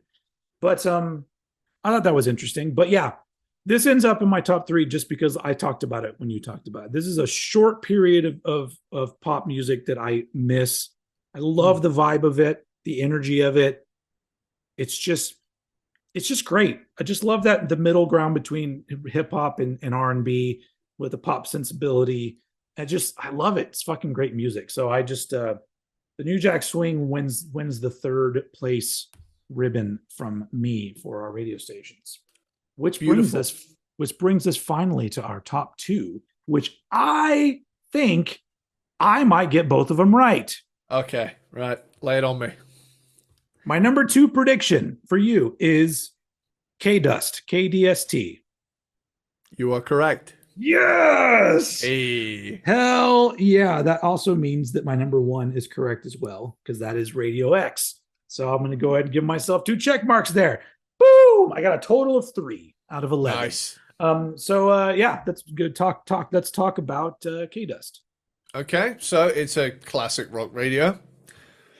And it's fucking awesome. This station grew and grew and grew on me over the years until in the end it led to a big fat deep dive into 70s rock about 5 or 6 years ago. Up until that point I was much more of a Radio X guy, but I would dip into KDST if one of the heavier songs was playing. And now I just recognize everything is just gold. But yeah, Foghat Slow Ride, so much of a banger that my band Sage cover it live. Oh, nice. It's a really fun song to play live because there's a lot of like weird tasty bits, but it's not difficult to do at all either. Yeah. Um, but yeah, that song moves people. Creedence Clearwater Revival, Green River. This song triggered a massive CCR deep dive for me circa 2018. I was just Hmm. binging all their albums on repeat. But Green River ended up being my favorite album altogether. Um, and yeah, Green River is almost single-handedly responsible for that. Heart Barracuda, what a great song. Yeah. Ann Wilson has to be the all-time greatest rock frontwoman. I'm gonna throw it out there, or at least top five. Well, if I right offhand, I can't think of a better like rock vocalist than Ann Wilson. I think that's probably I don't that's probably as good as it gets. Yeah, yeah. I'm gonna go ahead and say it. She's a queen, Yeah, and also she kind of a crush. fucking mops the floor with Janis Joplin, in my opinion. So yeah, Hell some yeah. people would be like, "Hold on, that's sacrilegious." We've been told in the groupthink mentality that Janis Joplin is the best. Well, you're wrong. Sorry, guys. Anne wins. Just because Ann Wilson didn't die. Anne wins, son. Boom! The Ann Wilson made a lot of mistakes in her life. One of them was apparently not dying, because then people would probably like her a lot more. Don't say that. No. No. And then at one point, she made the really horrible mistake of gaining weight. Oh my fucking god! Man, Who does she think she is? I think she got hotter. I'm not gonna lie. I like a curvy woman. What can I say? I do like how in that one Heart video they show Nancy Wilson and it's all normal looking, but every time they show Anne, it's all squeezed together to make her look thinner. Have you ever seen that video? It makes me sad though, because I know I like see it and I'm like, man, it's awful. Like, it's awful that they did that. Yeah, like, yeah, I don't want to sound like creepy, but like I always kind of had a crush on her, so I was like, the way they're treating you is terrible.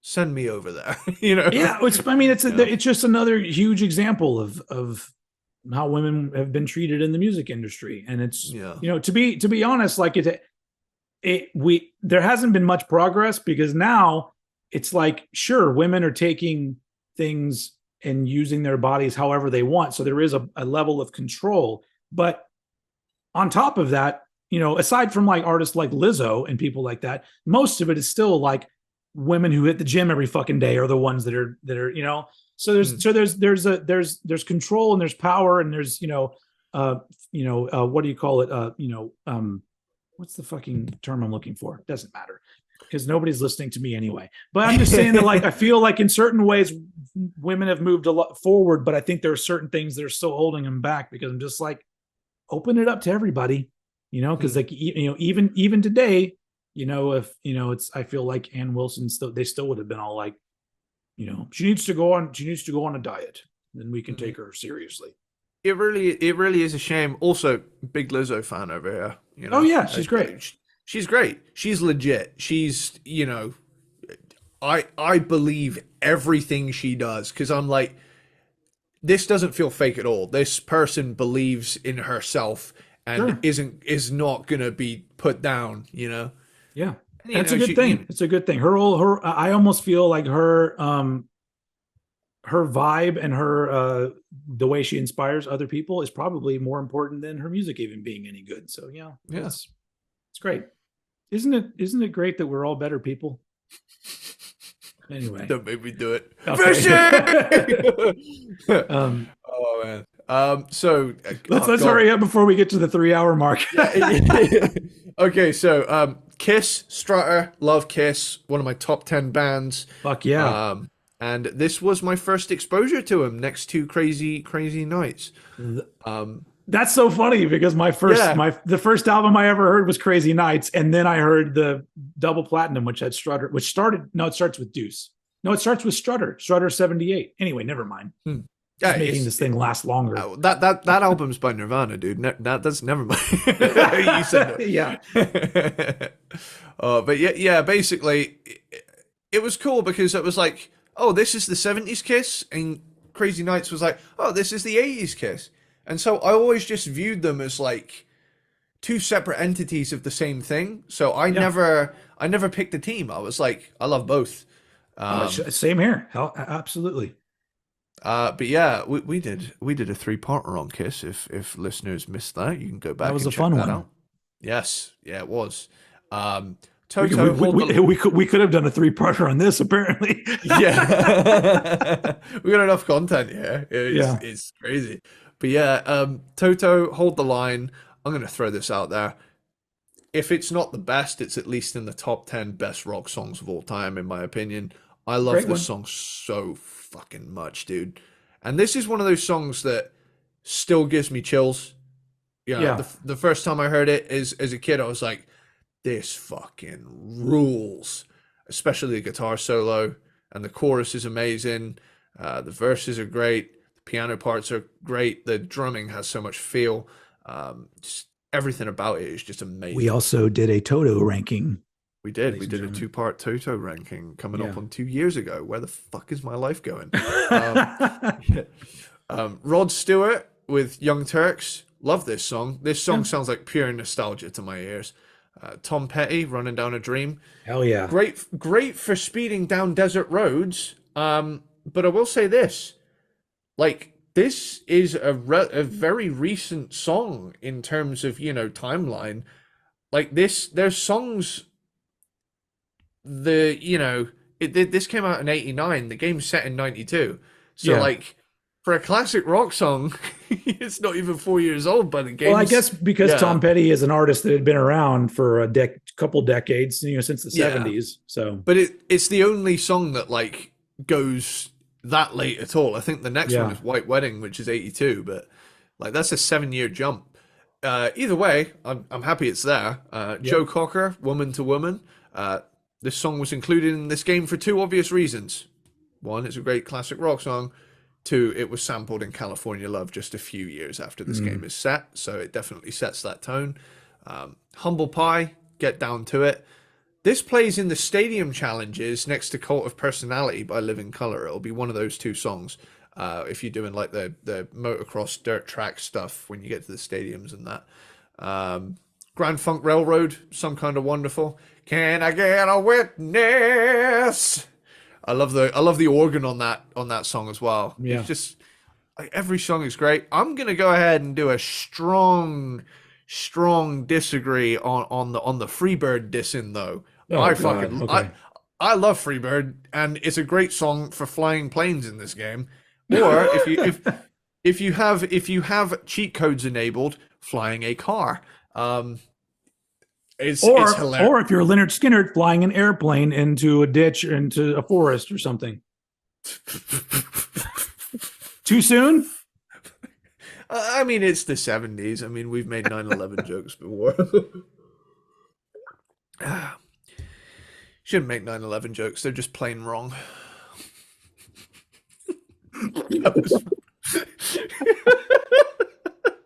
I like that joke because it was a slow burner. I didn't get it at first. And I was like, oh no, that was a joke. Very nice. Very nicely done. Man. Fucking up. Cancelled. So yeah, America, Horse with No Name.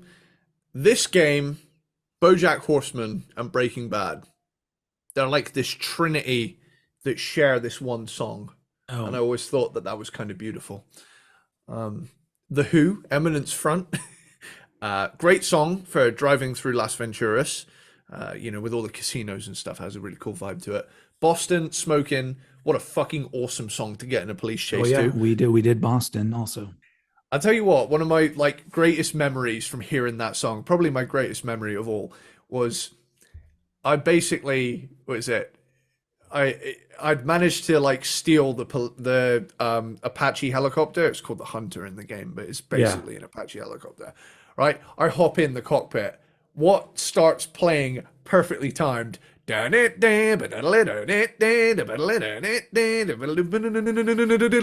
I take off. That's literally just like we're flying this thing to go pick up beer, guys. Yeah. Oh, dude. But yeah, that's one of the most like fuck yeah. Like I remember like even audibly going Oh yeah. Yeah. um David Bowie, somebody up there likes me. This is also a very good song for the like casino kind of area because it's just got a really Mhm. cool sax part in it. Eddie Money, Two Tickets to Paradise. I love this song so much. I love Eddie Money and I love this song. And Billy Idol with White Wedding, great song for a night drive or Yep. flying a plane. I found a lot of these songs on here are good for flying planes. Um, Dangerously low through the canyon, weaving through shit. Yeah. Excellent station and is enjoyable pretty much across the entire map. That said, I find the desert is unmatched when it comes to listening to this. Driving through the desert, listening to Horse with No Name, uh, can be a euphoric experience. Nice. So yes, All right. And that so is my number two. my number two, you're gonna have it wrong, but what did you have for my number two? Because you already put my number two lower down. I had Radio Los Santos, Nope, wrong. My number two is Playback FM with Forthright MC, aka Chuck D. but it is a hip hop station. You're right. It is a hip hop station.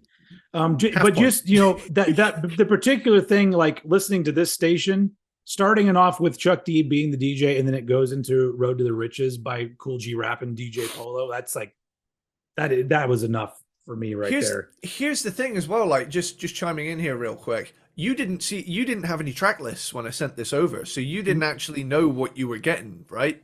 No, I had no idea. The songs So just happened, and so I was surprised by some of them. Yeah, I would have loved to have seen your face when some of them showed up. I bet you were like, yeah, "Oh, oh yeah, yeah. yeah, So I really like this channel because I like classic hip hop, but I also like the fact that for the most part they're not just the usual tracks that you would hear, aside from like Children's Story and maybe like the Public Enemy track.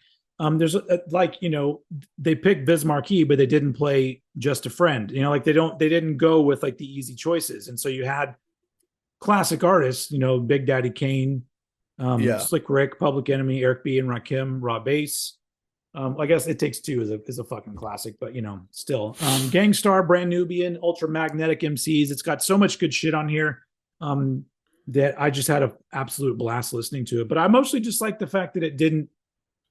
I kept waiting for like these sort of not generic but really overplayed 80s hip hop songs, and Yeah. they most of the time they didn't play those. I'm like, all right, I'm down with this. And I don't know if Chuck D had anything to do with that, if he was like, no, don't put that track, put this track. Hmm. But maybe he did, maybe he had some sort of input into the channel. But either way, it's an absolute blast for somebody that just loves classic hip hop. So Playback FM is my number two. And so our number one, not only do we have a joint number one, but also I think we both predicted this would be the number one for both of us, Yep. which is Radio X, Radio which I really, X. which makes sense. Like if anyone, this station seems like it was made for us. Like if Yeah. we were gonna do a radio show together, This would be the playlist. Yeah. this would be our station. So our number one, Radio X. So let's talk about Radio X and wrap up this fucking massive episode. Yeah. We're going to be sharing the love on this one because holy shit, what a track Yep. list. Although I'm going to have to go say that this one, the most disappointing first track I've heard, because like Primal Scream, Moving On Up, why is it even fucking on here? I have a similar take as well. So I'm gonna get into this, and we're just gonna dissect this. We're gonna dissect this track by track together. So Okay. let's do it. So it's an alternative grunge and heavy metal station. Basically anything that could potentially fall under the alternative moniker in 1992, which was a fucking lot. Yeah. Appears here. Of all the stations listed here, this is almost single-handedly responsible for a sizable chunk of my music taste as it is today.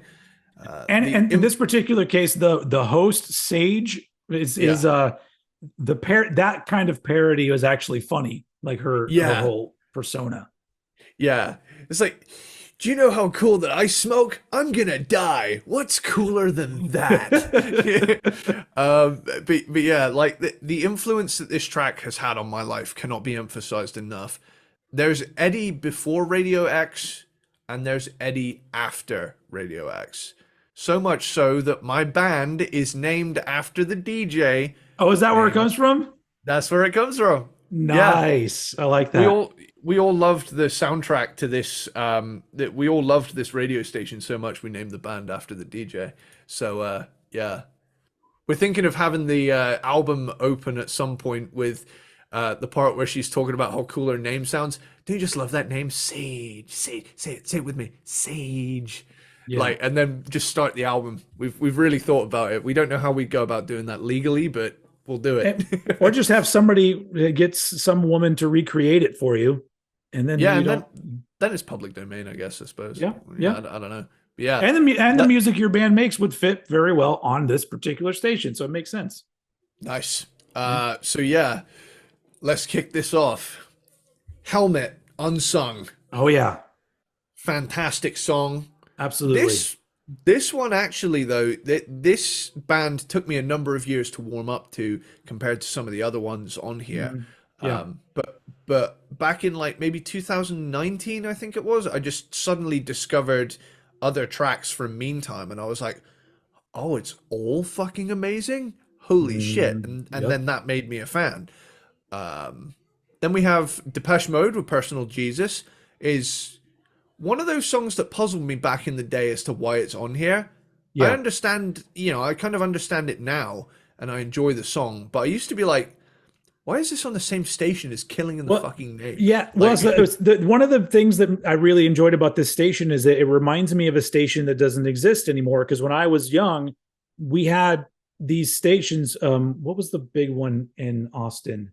It was KNAC. It was called KNAC, and yeah, I've heard of this. they play. Was that what it was? KNAC. Yeah, there was. I think there were KNACs all over the place. But Yeah. so they would play everything. They would play Alice in Chains, the Pixies, Depeche Mode, uh, uh, Living Color. I mean, and so there would be stuff that was like very alternative, like not very Yeah. heavy at all, alternative. So that's why it makes sense for like the Stone Roses and Primal Scream to be on here. But at the same time, you also have Stone Temple Pilots and whatever. The only song on this list that particular station would never have played was Guns N' Roses. But I was thinking thinking the same everything thing, else would have been played on KNAC. So that's one of the biggest reasons why I really enjoyed the collection here. yeah. Hell yeah. I mean, and then next up we got Faith No More with Midlife Crisis. I mean, one Yep. of my favorite songs of all time and one of the best choruses of the 90s, let alone 1992. Fantastic song from a fantastic fucking album from a fantastic fucking band. Yeah. I love this. Angel Dust is my favorite album of all time. So I can thank this game for that. Mhm. Danzig, Mother, Tune. Yep. Tune. Yep. Living Color, Cult of Personality. Mm-hmm. I remember hearing this, age 12, pausing the game to go learn it, realizing how hard it was to play the riff, putting my guitar back, and unpausing the game. Very recently, I think it was last year, maybe it was the year before that. I just remember one evening, like my daughter comes into the room. At that point, she's 10, maybe 11, and she says, there's a song that we listen to that's like really good, and I want to add it to my music. And I'm like, well, what does it go? And she's like, well, it's in the chorus. He says something about personality. I'm like, Cult of Personality. And she's like, yeah. Oh. I was like, oh shit. So she got into that song big time, and I'm very, very proud of her for that. Also, I don't want to jinx this, but my daughter has started to play the bass guitar. Nice. She because she's doing a after school program called Rock Band. They didn't have that shit when I was a kid. But she asked me, like, Twisted Sister. She asked me if I could help her learn how to play bass, and I'm like, yeah. And so we've just now started with me teaching her like really rudimentary things, and she's already got a pretty good sense of rhythm, I guess, coming from me.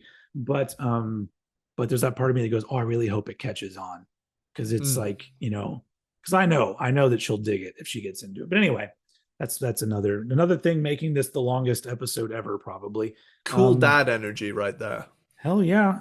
So yeah, but Cult of Personality is great, and I do have to admit I get really annoyed whenever I see this song pop up and people have to bring up wrestling because I'm just like, look, you're fucking Yeah. lame. I don't care that a fucking dumbass wrestler uses this song. I am happy that Living Color gets all the money, Yeah.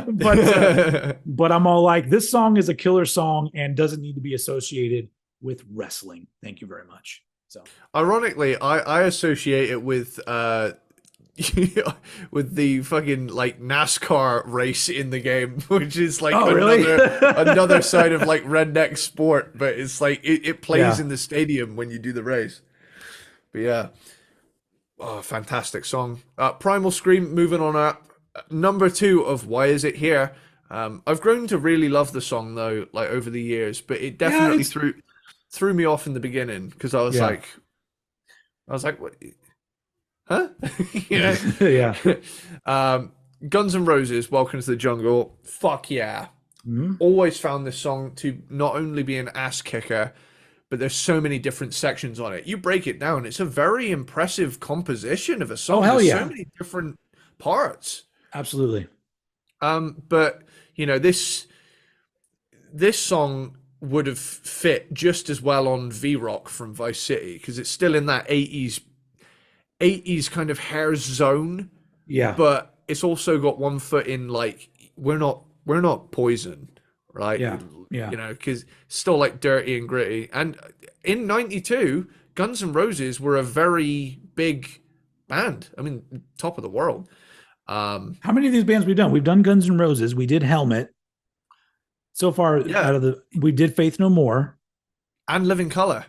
and Living Color. We've done Living Color. So far, those are all ones that if you would like to go back and listen to or watch, depending on how old the episodes are, we Mm, ranked those artists. hell We yeah, have we a did. backlog of all sorts of shit for you to waste your time with. Well, I'm reading some names here now, and I'm like, oh my god, we haven't done an episode on Ozzy. Like, holy Oh, shit! we have to now pretty soon. Now that he's hanging it up, his touring days are kind of over. Yeah, I feel like it now. It's probably a pretty good time to start doing his discography. Maybe in a couple months we'll throw it in there. I think so too. Yeah, Another band I'd quite like to rank is L7 with Pretend We're Dead. absolutely. Uh, I would be into doing them as well. that's a The ranking, not them. I'm not being sexist or whatever. we're all thinking it, and this guy just says What's wrong with being sexy?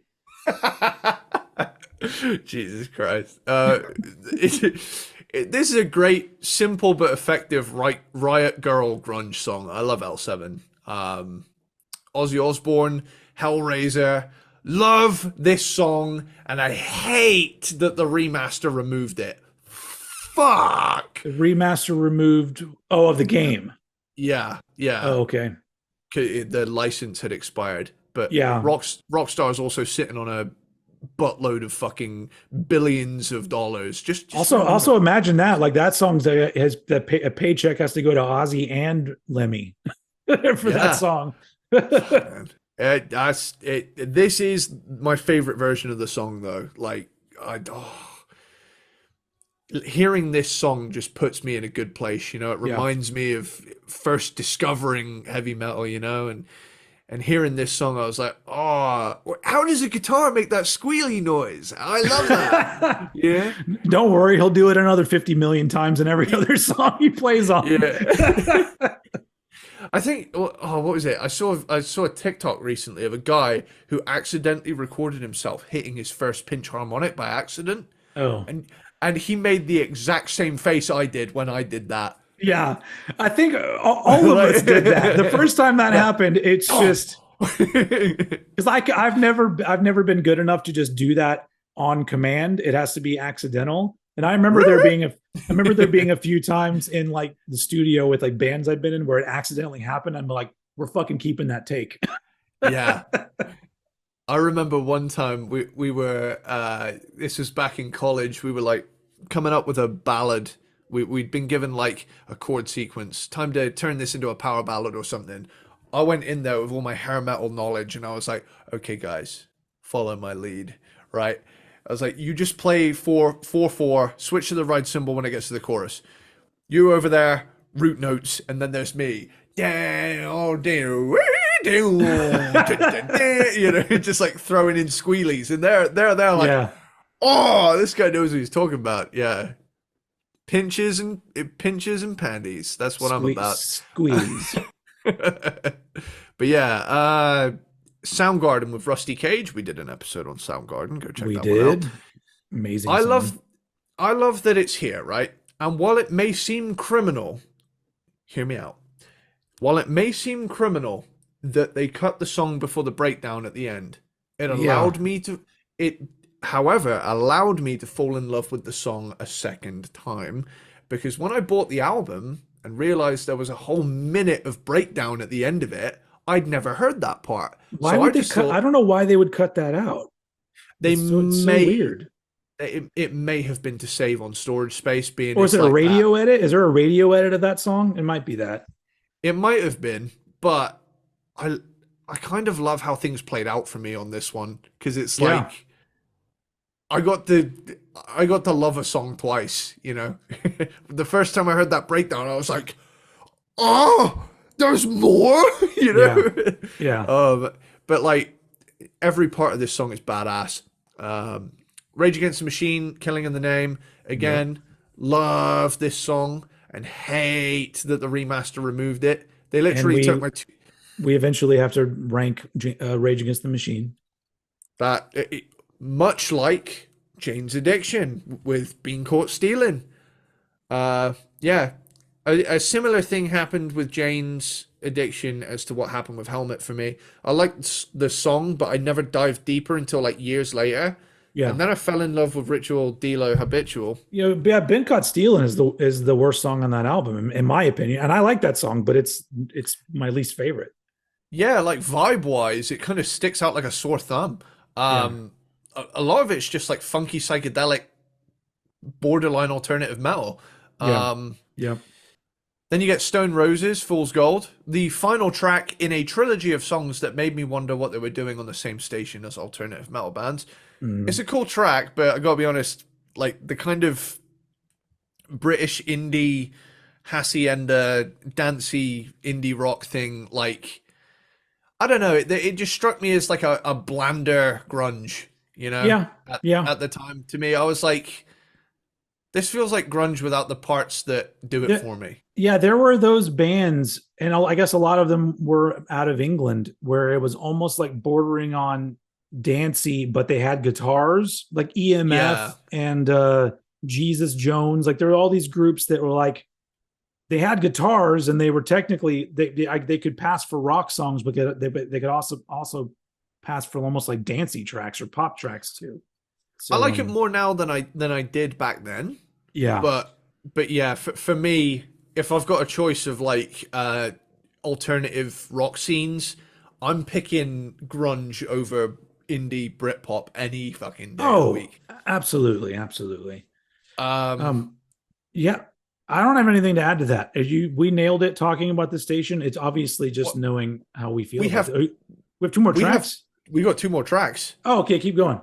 We Oh, got that's right. Alice in Chains with Them Bones. Yeah, yeah, Alice yeah, in Chains are a top 5 band for me. I love this track. We did an episode on Alice in Chains. And Stone Temple Pilots with Plush. And Plush is honestly a top 10 song of all time for me. Possibly top 5. yeah. It's one of the best songs of the '90s to me. Yeah. Um, so I'm going to throw this out there because you haven't mentioned it about this station, and maybe you didn't realize this, but at some Okay. point there's a angry caller that calls in who is Scott Ian. No. Scott Ian is one of the callers on her show, and I think he calls in and gives her shit, and that's Scott Ian. That's Scott Ian? Yeah, Wait. Hold up. Where is this information? How did I not it's know not. this shit? I just know his voice, but so I mean, just look up Grand Theft Auto. San GTA San Andreas, Andreas Scott Ian. Radio X Scott Ian. Scott Ian in GTA San Andreas. Scott Ian is listed as under the credits as radio station callers. Oh This my is god. this is so great that like I brought a little something to the table. I dude, This is the climax, folks. dude, do you want to know what's insane about this to like top this video off? What? I am looking at an Anthrax message board, right? And this post is released on October 26th, 2004, the day the game came out. Oh man.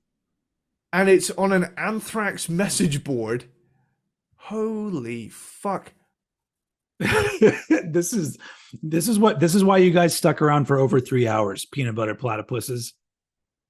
And it's on Radio X? Or Yeah, it's on Radio X. what does he say? I don't remember. I just remember he's giving her shit for something. I don't remember exactly what he says, but his voice to me is unmistakable. Like I know what he sounds like. Is it the one where he says, you look like you blew up a homeless person, then knitted his clothes back together? I think so. Yes, I think so. Holy fuck, Maybe. man. Fuck, I don't remember now. But I that's do remember, insane. I do remember just like, I didn't even hesitate. I went, oh, Scott Ian is a caller. And I didn't go back and listen to it again.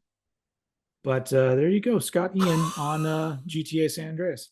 We also did an Anthrax ranking.